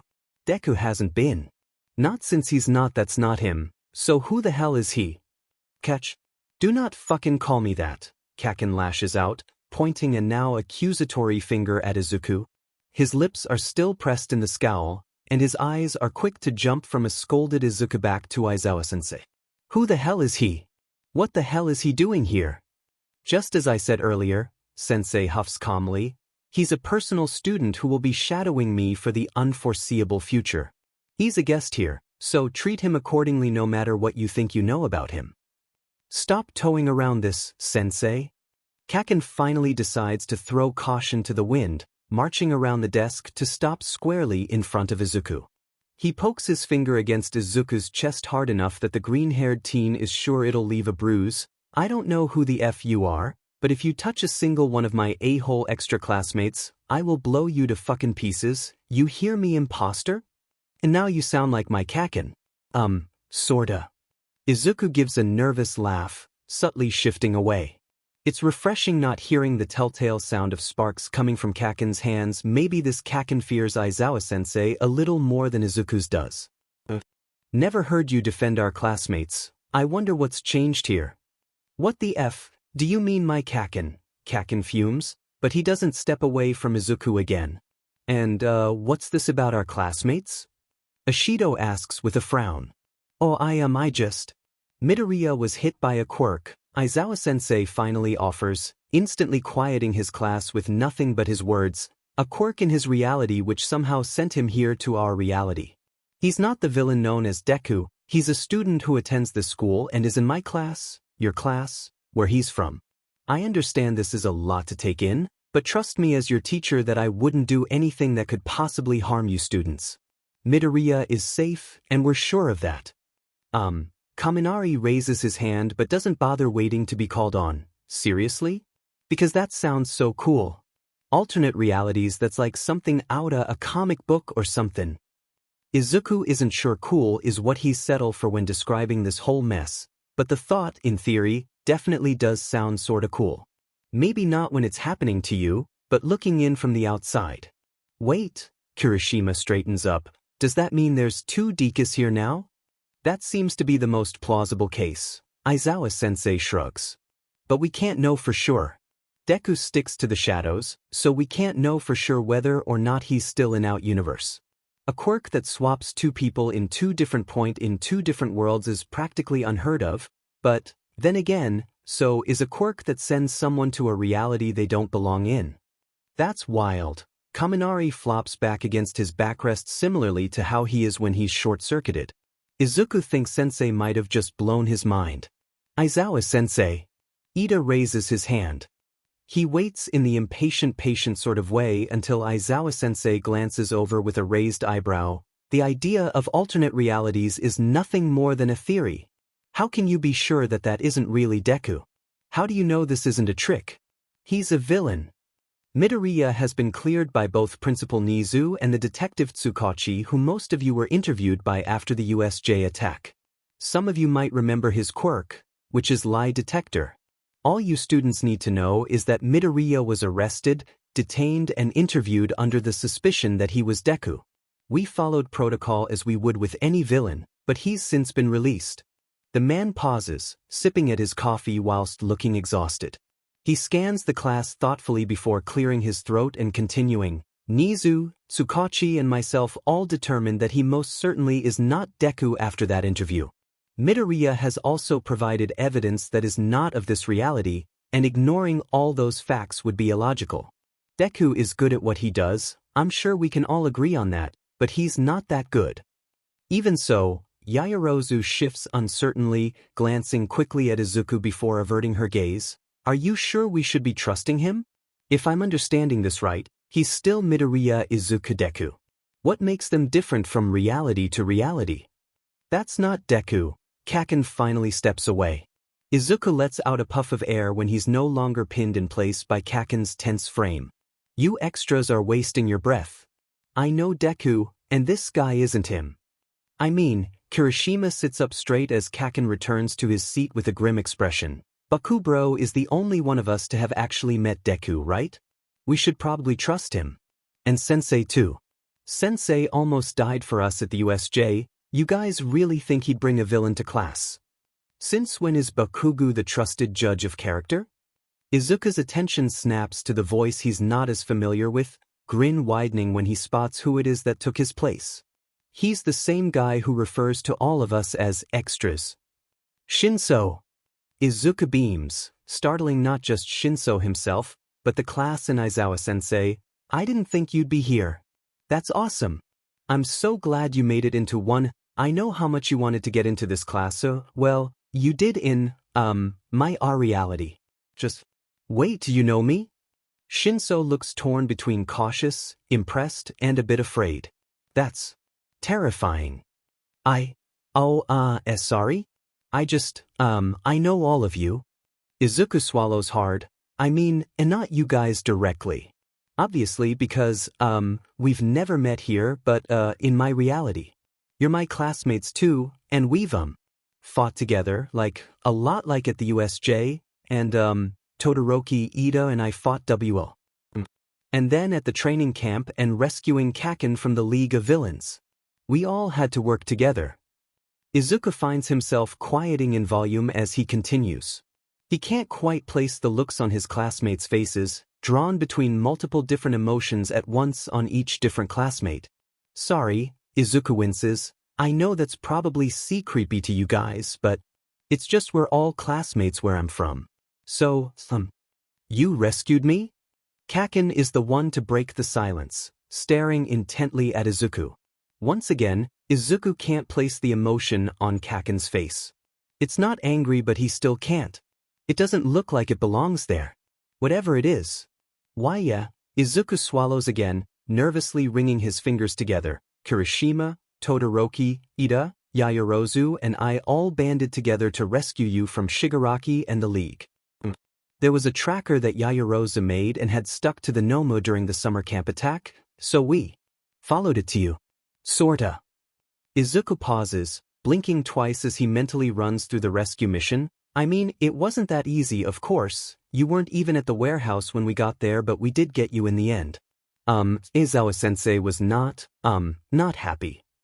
Izuku can almost feel Aizawa-sensei's eyes boring into him. That calculating and disapproving look. Something in the way he's staring tells Izuku that there probably wasn't a rescue party for Kaken here, and if there was, it was nothing like the one Izuku's talking about. Wait. Kirishima's tensed up now. How'd you know we planned to? Red eyes shoot to where Aizawa-sensei is now glowering in Kirishima's direction. I mean, not that we plan to do anything involving rescuing Bakugo because, you know what? Never mind. Forget I said anything.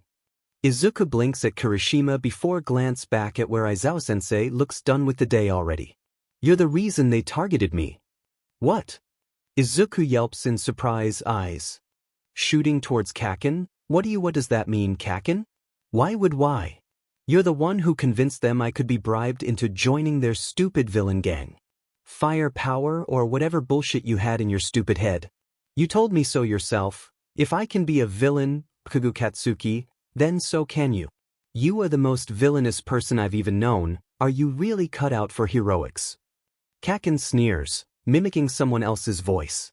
First time I see you after you. Kaken grits his teeth, looking away sharply as he continues without finishing the thought. And that's the bullshit you say. If I hadn't have been chained to a chair, I probably would have killed you. You changed, and it's fucking bullshit. I'm supposed to be the a-hole, not you. Izuku feels sick as that settles in his stomach. He'd done that? He'd wanted to convince Kaken to join the villains? Izuku knew Kaken was rough around the edges, but he still strongly believed he'd be a great hero. To know he tried to. It made his stomach coil. I'm sorry. Don't apologize for someone else's actions. Aizawa-sensei snaps under his breath, and Izuku's the only one who startles, so he thinks he's the only one to hear the man. He bows his head like a scolded child anyways. Wait, so if that's not how your Bakugo got kidnapped in your reality, then how did the villains decide to kidnap him? Ojiro asks carefully. Did they randomly select him, or was there a reason? Oh, Izuku bites his lip. Well, my Kaken is. He's fiery. That's a nice way to say he's an a-hole, Siro mutters under his breath to Jairu, who snickers behind her hand. Kaken snaps a glare at the two of them, but doesn't lash out. Good. And, strong-willed. He said some things during the festival that sorta made him come off like an, a-hole, I guess? But, I think what really caught Shigaraki's eye was the medal ceremony. Kaken was angry, and, didn't feel like he quite deserved his win because during the last fight, against Todoroki, he didn't think Todoroki gave it his all like when he fought me, so to get him up onto the podium the teachers. They sorta muzzled and restrained him so he could receive his first-place medal. They muzzled him on live television? Sensei sounds genuinely disgusted. Who the hell approved that? Because I hope to God it wasn't me. I don't know, Izuku squeaks, turning to look at where the man is leaning on his arms against his desk. I only saw it later. After the festival was over, I was having surgery on my arms during the awarding ceremony and... You were having surgery on your arms? Sensei's voice sounds deadly serious, and Izuku has an uncomfortable feeling that he's unknowingly digging himself a grave. During the sports festival? We let you use your quirk at a school event until you needed surgery? We will. Izuku says on his bottom lip in an attempt to organize his thoughts in these specific events. I was still, figuring out my quirk, so I hurt myself a bit, and I also, sorta, went to hard trying to convince Todoroki-kun to use his fire side, and he did, and I just don't think I was quite prepared for him to go, full force. I use my fire side? Todoroki chimes in from the back of the room, ping his head curiously. I don't. Oh, Izuku feels so lost. You did. I think it was the first time in a long time, but you use it more often now. But that's why Kaken was so upset, because you used your ice and fire when fighting me, but you resorted back to just your ice when you fought him. It's starting to feel like he can't think clearly. It's that kind of lost that rattles your brain around and makes it hard to think about anything. He doesn't even feel like he could walk a straight line right now with how his head is spinning. Things are so different. They're the same, but they're not. These events happened, but not like they did here, and he can't help but let the two realities meld together in a way. Things that didn't happen to him feel like they did, and things that did happen to him feel like they shouldn't have, because he's the only one who knows about them. Someone with his name and face, essentially him, has been out terrorizing heroes, and Izuku doesn't understand why. He'd never in a million years do that. He idolizes heroes. Heroes are good. They help people, like All Might and Aizawa-sensei have helped him. Why would this reality's Midoriya Izuku turn evil? Become a villain? What happened? What changed? Hang on a fucking second, Kaken's glaring again. You used a quirk to the point you needed surgery where you're from? What the F dash? Izuku gives a nod, knowing that to be true. He's still got the scars on his arms, and he still hangs onto Recovery Girl's grave threat and warning that occasionally haunt his dreams. Kaken glares harder. Deku's quirkless? Right? Not his Kaken. The Midoriya Izuku in this reality is still quirkless if All Might didn't give him one for all. He knows Deku here doesn't have one for all because according to Nizu and the detective, as far as Izuku's deciphered, All Might has been focusing on his successor. He's curious who the successor in this reality is if it's not Izuku himself. I manifested a quirk, Izuku offers quietly, during the entrance exam for Yui. I'm a late bloomer. There's a pause. Sensei, as Yui raises her hand but doesn't wait to be called on either. Does that mean Deku's going to manifest a quirk here too, Karo? No, Aizawa-sensei shakes his head firmly. I doubt it. If Deku was going to manifest a quirk, he would have around the same time Midoriya did. From what we know thus far, generally, everything is roughly the same from reality to reality, quirks included. Midoriya has confirmed this multiple times. As for what we do know, Deku is diagnosed quirkless and won't be getting a quirk. We've seen his hospital records from before he became a villain. He won't be getting a quirk by any biological means. Izuku bites his lip, wiggling his toes in his shoes. He knows his records match up with Deku's. He's also biologically quirkless, so he's incredibly glad all his information is in his reality and that it's not being questioned by his peers. That would be an awful lot of explaining he'd need to do to his Aizawa-sensei. One for all is clearly a secret here too. If the hush-hush way the detective and Principal Nizu had skirted around the topic was any indication, and not to mention how Izuku's possession of his All Might's quirk had been the factor that finally seemed to convince the two men of his innocence. Plus, he's positive if a Deku doppelganger spilled All Might's secret after Deku himself had already ruined his career, Izuku's not sure All Might would be very happy. From what he's gathered, All Might is already very not happy with him, which sorta hurts to know. But how can one Midoriya have a quirk and not the other? Aren't they the same person just in different realities? Uraraka asks without raising a hand. She's glancing calculatingly at Izuku, thoughtfully watching him. I don't understand.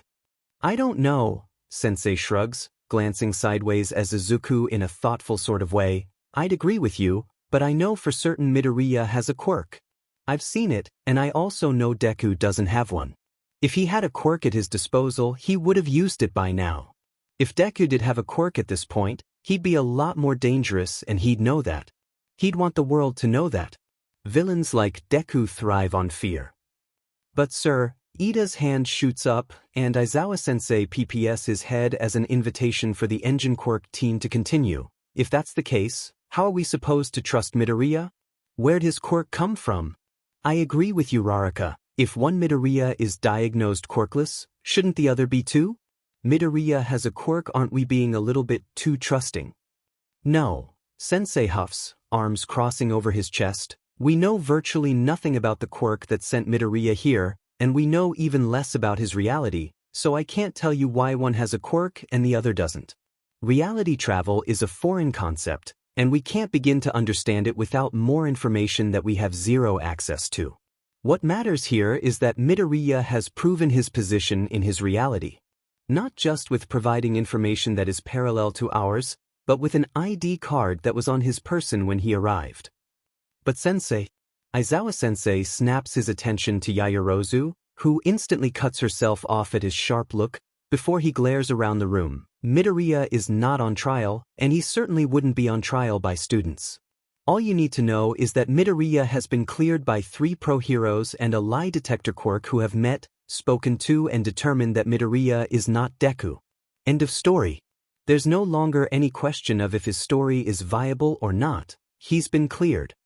The silence is so quiet it's almost loud to Izuku's ears. He hates this. He hates the looks they're shooting him, and sure, he's not being attacked anymore, but he'd almost prefer it to this. Sensei heaves a sigh, rubbing at his eyes with his thumb and middle finger.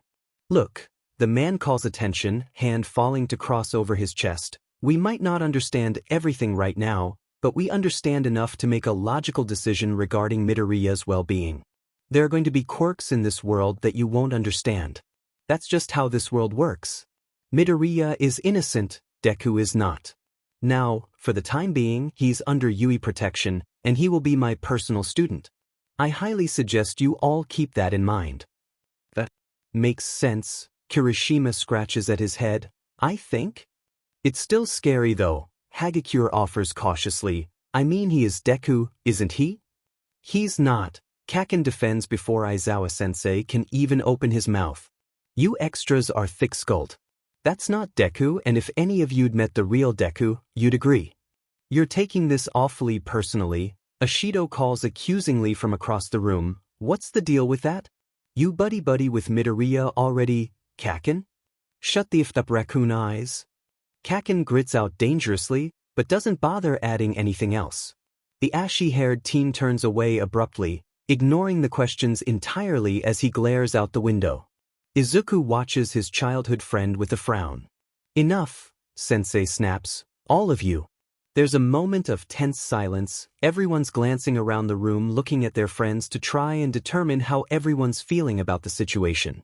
Izuku feels a lot of eyes on him, but he doesn't dare look up. It's uncomfortable, it feels like he's under a microscope and 1A is dissecting him apart. Soon the silence lifts to low mutters and mumbles as the students chat amongst themselves, still glancing at Izuku every so often. It hurt more than he'd care to admit that they're clearly waiting for him to lash out or to try to harm them in some way. He can't help but feel the tug of longing that he's not a part of it. This isn't his class, even if it is. He should be sitting over in seat 18, chattering and theorizing with his classmates. He misses his class. Quiet, Aizawa-sensei calls from the front of the room after kindly letting them chat for a few minutes. He sounds tired, but his voice is clear and final, instantly drawing in everyone's attention, Izuku included. The man lets the silence ring for a second before finally speaking. Listen to me now, none of you have to trust Midoriya. That's not what this is about. I can't and won't force you to. That decision is entirely yours, but know that I do trust him. I get this is hard to believe, and you all have a right to feel what you feel in this situation. There is no right or wrong way to feel about something like this. However, that doesn't give you any right to take your frustrations or fear out on Midoriya. I know nothing's happened yet, this is merely a warning to all of you. He is not Deku. They are not the same. For the time being, he will be sitting in on all of my classes that includes homeroom and heroics training. Midoriya will be around, and there will be consequences if I hear of any of you treating Midoriya any differently than you would your peers. Sensei. Izuku turns to look at him, nervously wringing his hands together. It's okay, No, Aizawa-sensei frowns. It's not okay. This is a class of pro-hero trainees, and if they can't treat an innocent individual who looks like someone they don't like with respect, they have no place in my class. You are not Deku, Midoriya. You won't be treated as a villain when you're not, and I'll make sure of it. Izuku stutters through his own thoughts, glancing nervously around the room. They all look fairly conflicted now, and Izuku hates that he's the one doing it. This is awful for them. He's a villain here and Aizawa-sensei is asking them, heroes in training, to ignore the fact and treat him like a normal person. It sounds ridiculous. Here's the deal, Sensei continues to the class, arms crossing over his. If you don't like or trust Midoriya, avoid him. It's simple. He won't be seeking you out, and if you want nothing to do with him, that's fine. If you're curious, ask him questions. He'll be shadowing me whether you like it or not, because this is the safest place for him. Aizawa-sensei draws in a breath, finally coming out from behind his desk and standing beside Izuku. His voice is curled with understanding. You're all afraid of Deku, and you should be. It's rational with what we've seen and know of the villain. He is a threat, but remember that if Deku gets word that he's here, Midoriya is a target. He's a sitting duck in this world, and he'll be in danger just as much as any of us. The bell rings, and Izuku is surprised by how fast homeroom went. If their schedule is the same in both realities, the class will be heading to math with Ectoplasm Sensei now. Aizawa-sensei leans against his podium, eyeing his students.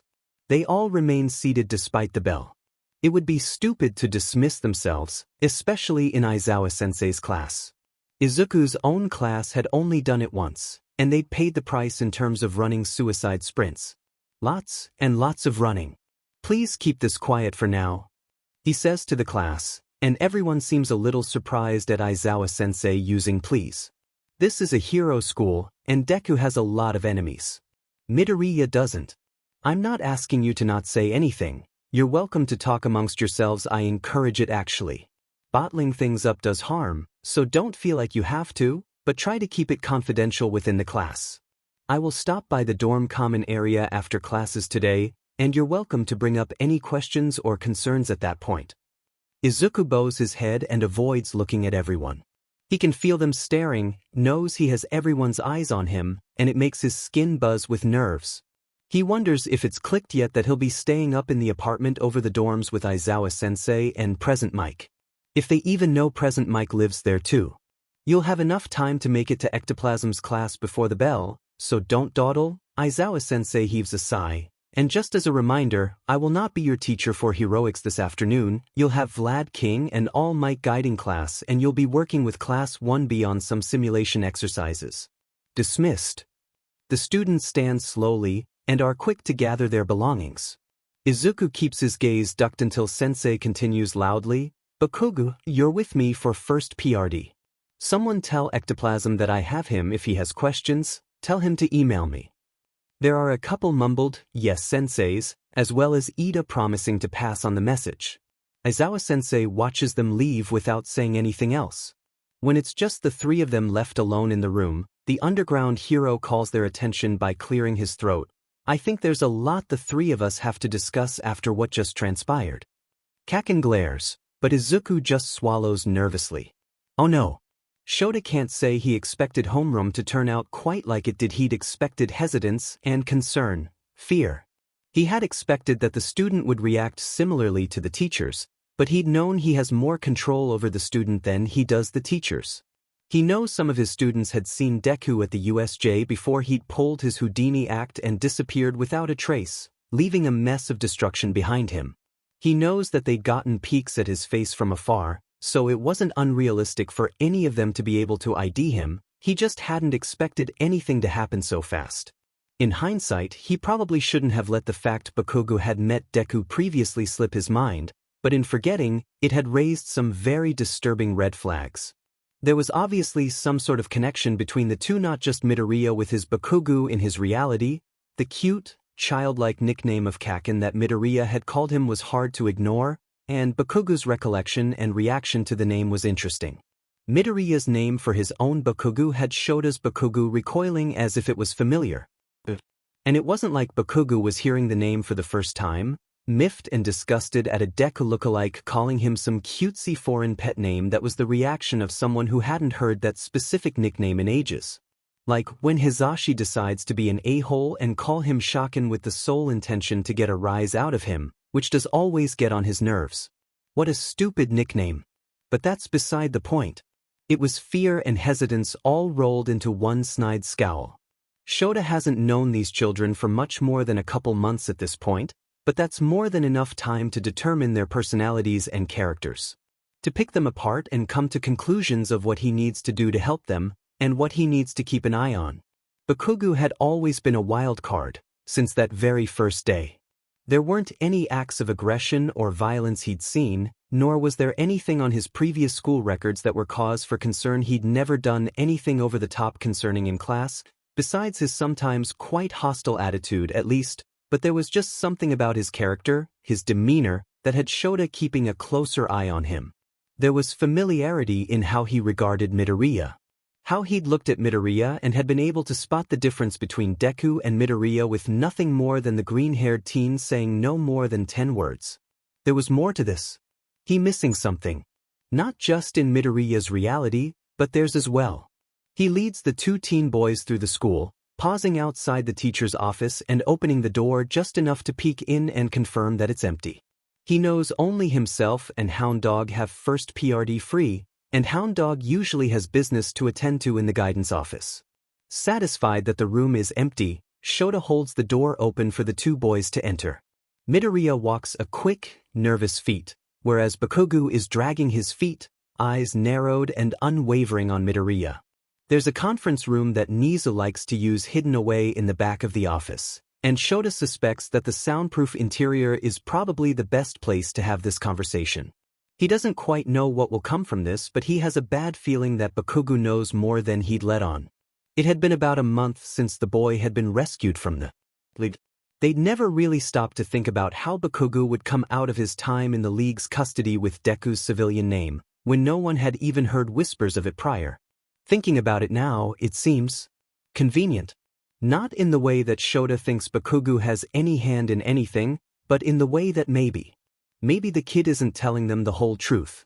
Shota will admit he was more focused on getting Bakugo to safety than thinking about the name the teen had muttered under his breath when he'd finally be rescued. His priority was tending to his student who'd spent 3 days in the hands of Japan's current most dangerous villains. Tsukachi, in turn, had jotted the mumbled name down and then seen to helping with evacuation, search and rescue, as well as cleaning up the aftermath of All Might's fight with the villain behind Shigaraki and the League of Villains. All for one, or something. Later, the police had run with the information given, taking it and running it through various databases. Anything they could dig up on Midoriya Izuku was valuable. He'd had no identity for almost an entire year, just captured villains grinning smugly and muttering one single word that proved his existence and threat level, Deku. There's not a lot the police can do with just a villain name, so since the teen had debuted in his own way of offering pro-hero weaknesses to villains asking, they hadn't been able to do anything. There's not much to search with a made-up name, and no telling Dming information, not even a quirk to work with. The first they'd even seen Deku was at the USJ, and Shota was really the only one to get a decent look at him before he was gone. And even with that, he didn't quite manage anything useful when he'd glance over between villains challenging him. Dark hair, an inky green, or perhaps even black. Dressed nice, sharp waistcoat and tie combo, with obvious lack of intention of joining in the fight. Maybe freckles. Short, scrawny and lean. He could tell the villain was young, but couldn't pinpoint anything past that. Under 20, at least. It honestly probably should have been looked into further. When Shota thinks about it, they'd had no information on him whatsoever, and then suddenly they had a civilian identity courtesy of Bakugo Katsuki. How had he gotten so much after just 3 days of being captive? They hadn't thought to question Bakugo further. He'd been taken to the hospital and released to his parents after his statement had been taken. Shota hadn't even seen the kid again until he was going house to house and asking parents and guardians to trust Yui enough to allow their children into the dormitory program. They should have been smarter. They should have thought it through more. They should have thought, even if just for a second, about how Bakugo had known Deku's name. That's not the kind of information a villain would share with their captive, especially one like Deku who kept in the shadows. Deku kept himself out of the public eye, with nothing but the villain's name Deku being spoken of. Other villains took his proffered information and did his dirty work. So, how had Bakugo known? Unless there was more to this? There's a couch in the room and an armchair that Shota positions to face the two teenagers. The conference table is there too, but he doesn't bother using it.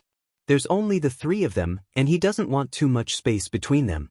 The 2 boys perch on either side of the couch, Midoriya curled in tight like he had been at the police station, while Bakugo is gritting his teeth and glaring off to the side.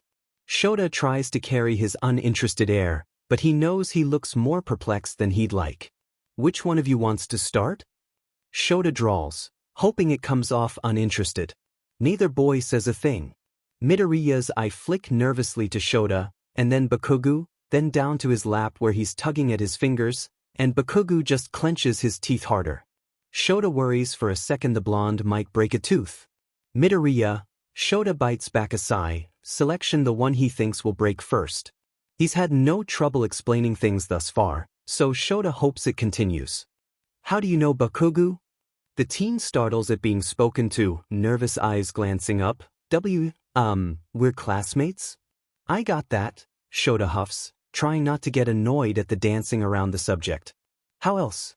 Unless you're telling me that you and Bakugo are just classmates in your reality, which seems odd considering the display I just witnessed in class.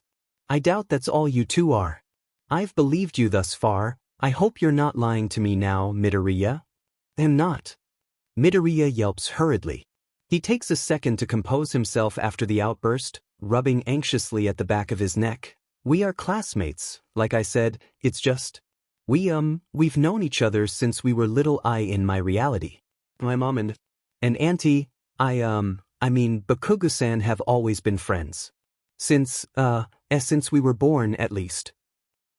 Shota lets that sink in before glancing at Bakugo, whose eyes are narrowed, but not at anything in particular. Shota clears his throat and Bakugo's eyes flick towards him. And you? Ditto. Shota narrows his eyes. And you didn't think that was an important piece of information to share when you found out Deku's identity?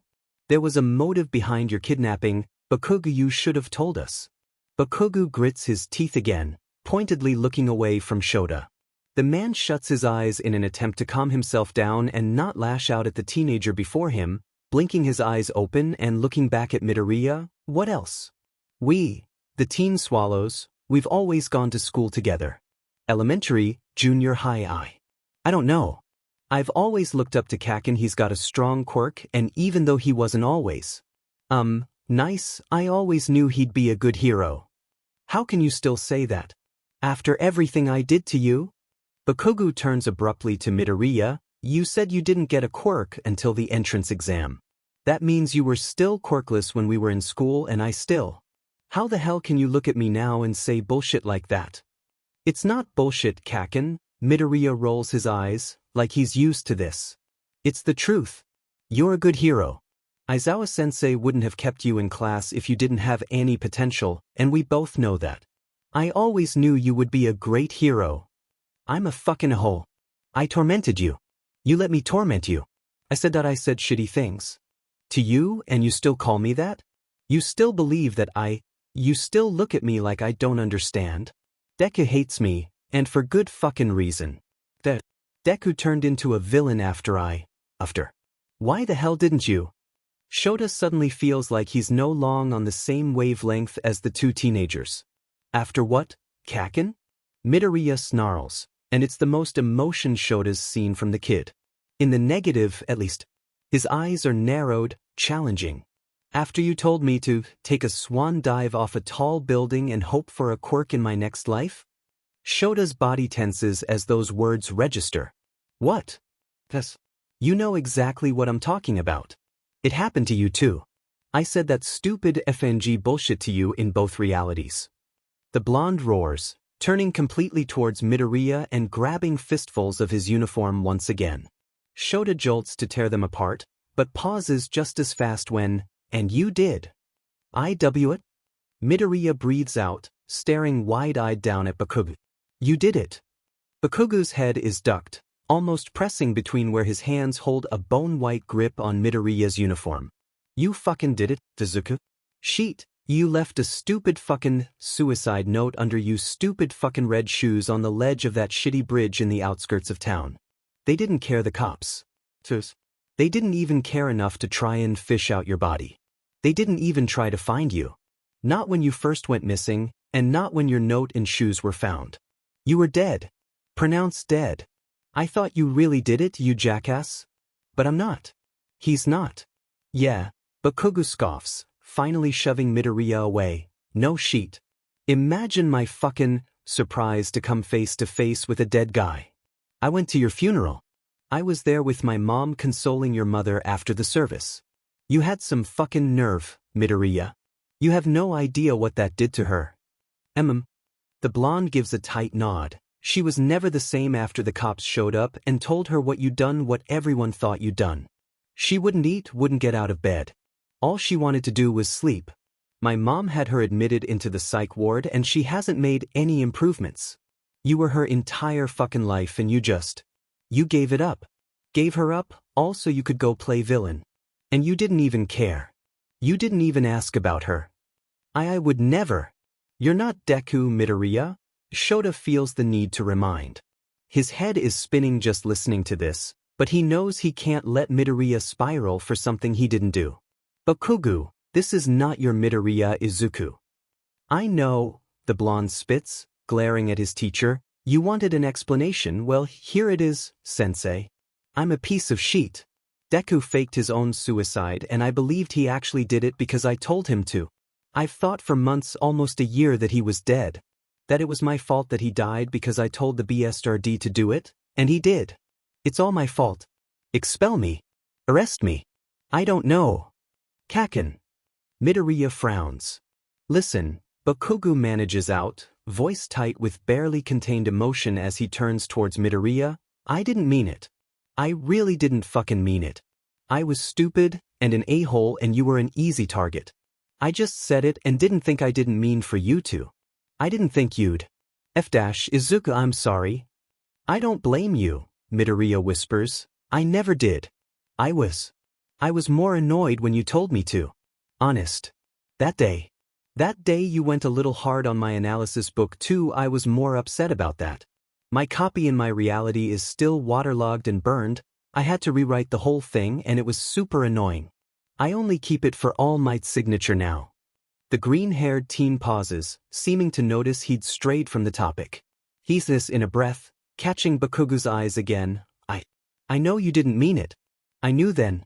You were always a JRK, but you'd never gone that far. I knew it was more a show for your friends than anything else. If you meant it, you would have said it when we were alone. It hurt a lot to hear, but I think that was the point. I realized you wouldn't ever be my friend again, but I wouldn't jump just because you told me to. But you did, Bakugu wrinkles his nose. You went missing for 2 days and then that note showed up. We thought you were dead. I thought you were dead. I thought you killed yourself because of me, Izuku. It wasn't you, Midoriya sighs out with a shake his head. Oh, or it wasn't you in my reality. I don't know what happened to your Midoriya Izuku, but if he's anything like I was, a comment from you wouldn't have made him do anything drastic. I mean, I thought about it for like a second after. But I wouldn't. There's Mom to think about and being a hero. And things started turning around for me that day. You know, you always said I couldn't be a hero, and some part of me really wanted to prove you wrong too. That might be why you're always too testy in class. Well, consider me proven wrong. Even if it's not your Bakugu Katsuki, it's one of them, Bakugu drawls, the corners of his lips twitching up faintly. Sensei said we're in the same class. In your world, at least. That means you really did get into Yui, even after we all. And our junior high sensei. That's real cool, Izuku. It was always your dream. Yeah, Midoriya laughs, rubbing the back of his neck in embarrassment. You hate it, but I don't think you hate me anymore. We're getting better at working together. I'm pretty sure you tried to kill me on the first day of school, and Aizawa-sensei was the only reason you didn't. We can work together now without trying to kill each other. Nothing like that's happened since the battle trials on the second day of school. Yeah, Bakugu raises an eyebrow, glancing back at Shota. The man himself can only shrug, probably something else that'll give him a migraine and a heart attack simultaneously. He really should send hate mail for Midoriya's Aizawa Shota back with the kid. Maybe that'll be the kick in the butt. The other Aizawa needs to get his sheet together and help this child. That all sounds about right though, Bakugu snuffs. So analysis is a universal Midoriya trait then, eh? Midoriya shrugs. I've never stopped, no matter what you or anyone else said. It's useful. And dangerous, Shota adds casually. Both boys startled, like they'd forgotten he was in the room with them. I have a lot of questions. And we're going to be having a nice long chat later, both of you. Especially you. Bakugu. Midoriya winces, but Bakugu just steels himself like he's prepared for the worst. You can't expel him, sensei, the green-haired teen whispers. Oh. Shota pps his head to the side. Consequences are definitely in order from what he's heard, but he'd yet to decide if expulsion is the way to go. There's a lot to consider, but he can't just ignore something like this. And why not? I know what he did was bad, but he's not a villain. He will make a good hero. He's a good person. Why you can't punish him for something that happened so long ago, for something he did before he matured? I'm sure he's already been punishing himself. Don't defend me, Bakugu scoffs. I deserve consequences. If sensei wants to expel me, so be it. If I'm arrested, I deserve it. I was idiot to you, and I deserve a punishment for that. That's so harsh for something you did as a kid. I was 14 years old, Izuku. I knew better. You didn't though, Midoriya shakes his head. No one ever stopped you. Seriously, sensei, the teachers didn't care. I know enough now to believe that Deku and I grew up the same way. As something changed, but it wasn't that. And I know you're underground, so you've seen, and you also have a less than ideal quirk, even if it's super cool. You know discrimination. Quirk discrimination is awful, but quirkless discrimination if worse, and people don't care. Shota stays quiet as Midoriya clenches his fists. I know what Kaken did was bad, but his whole future shouldn't be ruined because he made one dumb comment to a quirkless kid when he never got reprimanded once since we were little kids. He should have known better, sure, but that doesn't mean he did. That doesn't mean anyone actually told him what he was doing was wrong. Besides, you decided yourself he had potential.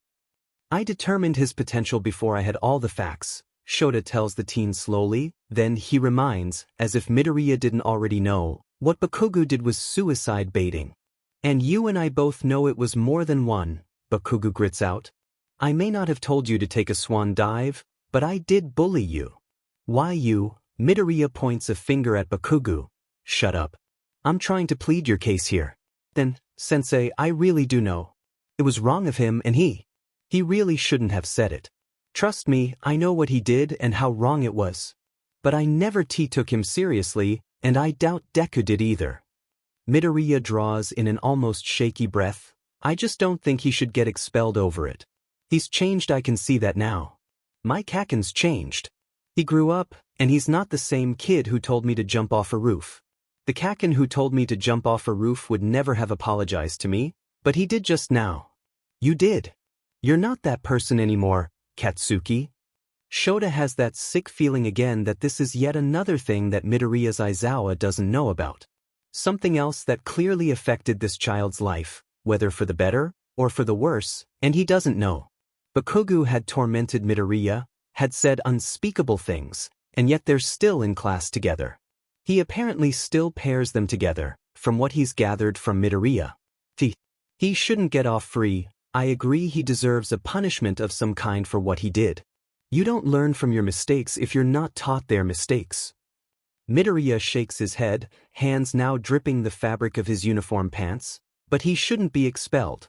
What he did was wrong, but it really shouldn't end his career as a hero before he's even had a chance to start. I've worked with Kaken in class. I know this is where he belongs, Sensei. Shota leans back in his chair and watches the two boys. He searches Midoriya first, for any dishonesty. It doesn't make much sense. He knows only what the teen has said about his own relationship with his own reality's Bakugo Katsuki thus far, and he can't say it's very positive. He still can't help but look for some sort of power imbalance between the two. Midoriya feeling like he has to please Bakugo for whatever reason, but he doesn't spot anything of the sort. He tries to locate anything that could be a reason he'd vouch so seriously for the bully who'd apparently suicide baited him. He doesn't find anything past the determined fire alit in green eyes. He's starting to think this is just Midoriya's personality. He wonders what the hell had to have happened to Deku to change him into the villain he is now. They're just so different, but they'd started out the same, according to what Midoriya has pieced together and what Bakugo has confirmed of Deku. When he turns his prying eyes onto Bakugo, they narrow in thought. Bakugo is watching Midoriya, expression wavering between confusion and exasperation. There's a distant fondness buried in his gaze too, and Shota can only imagine Deku was at some point just like Midoriya. It's obvious these two did know each other prior to Deku's apparent suicide, which he will be talking to Tsukachi about because what the F-?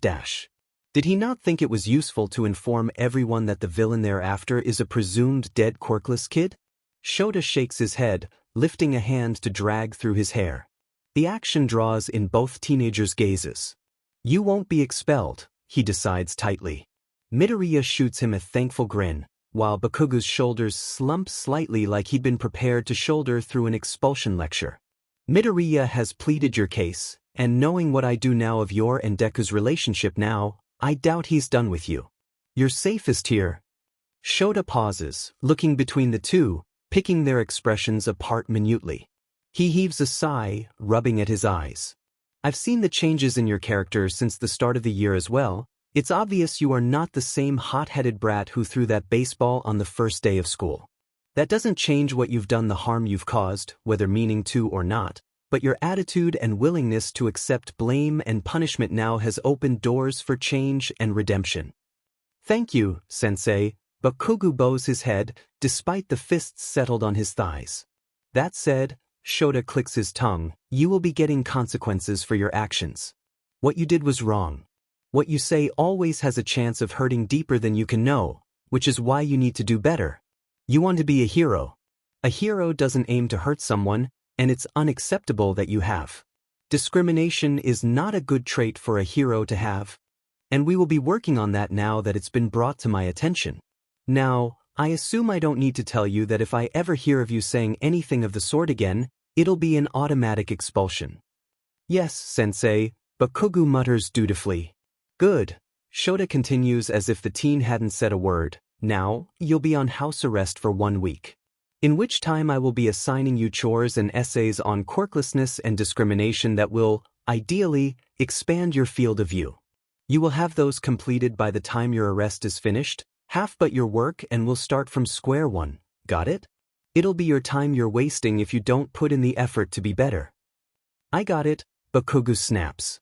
Shota doesn't take it to heart. That's an overwhelmed snap, not a blatant anger one.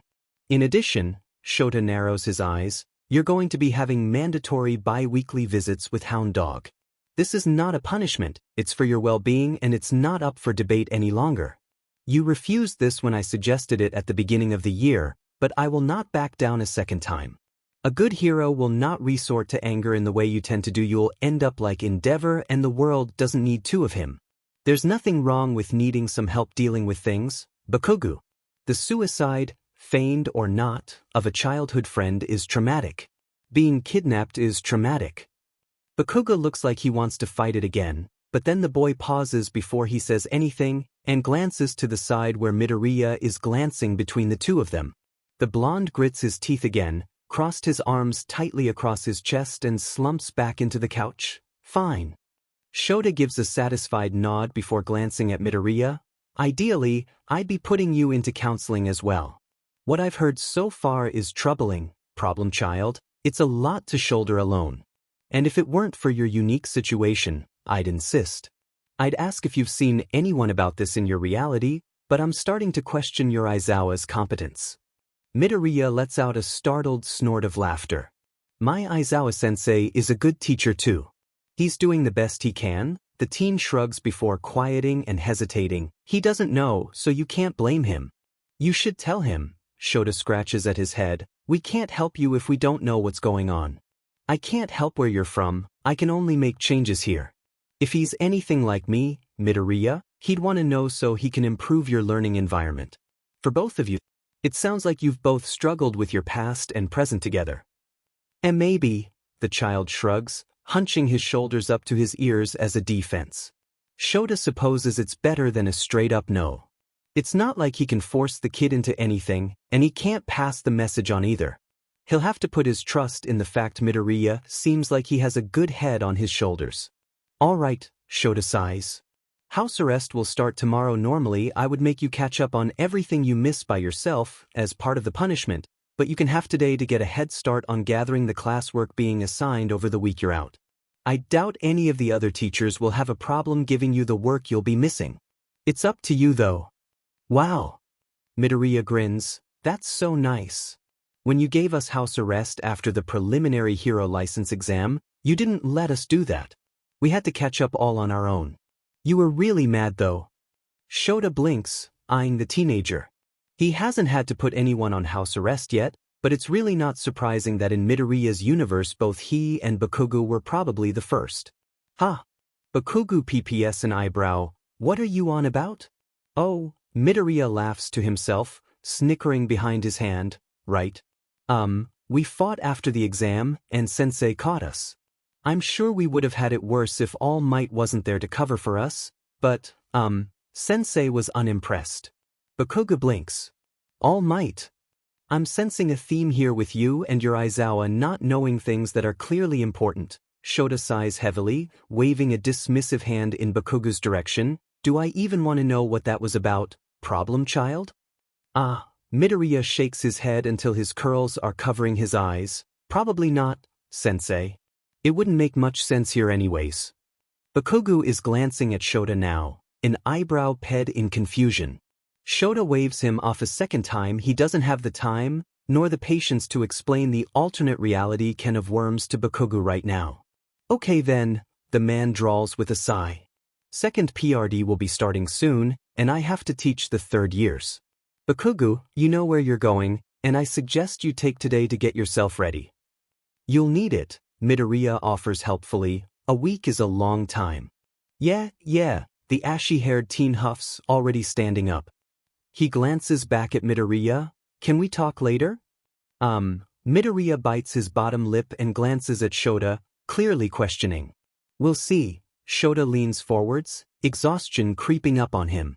He doesn't know how he's going to get through the rest of the day, which includes introducing Midoriya to 2 more classes of heroes in training. Now, get to class before you're assigned more punishments for tardiness. Bakugo grits his teeth, but arches into a bow anyways. Yes, sensei. Thank you, sensei. Have a good day, Kaken. Midoriya calls as Bakugo walks stiffly to the door. The ashen-haired teen pauses, glancing back. He glares a lesser glare than Shota's used to seeing before ping his head in response. Yeah. You too. Try not to get yourself killed here. And then the kid's gone. Shota raises an eyebrow at his departure, glancing over at Midoriya. He's not expecting to see the kid grinning widely. Kaken's so nice here. He really is very different to my Kaken, sensei. I don't think you'll have quite as many problems as my sensei does. How that is nice, Shota will never know. Midoriya really is a complex puzzle that he needs to solve. He's going to make it his mission, and he'll find a way to report back to his reality so the Aizawa Shota over there gets his head out of his butt and actually notices the kid. Right? He offers drily. Well, come on. Class will be starting soon, and it won't be a good example if we show up late. You'll be sitting at my desk for 2nd and 3rd PRD since both classes are full. I don't have anything for you to work on today, but I can ask the first-year teachers to make extra copies of their assignments, if you'd like. Thank you. Midoriya bows his head, standing up after Shota and following him to the door. I don't know if time is passing in my reality, but I don't want to fall behind, and there's no harm in getting ahead if it's not, right? Why does that not surprise him? Isolated in a reality that's not his own, and he's worried about falling behind in his own classes. There's really no doubt. Midoriya Izuku is a problem child to the fullest extent.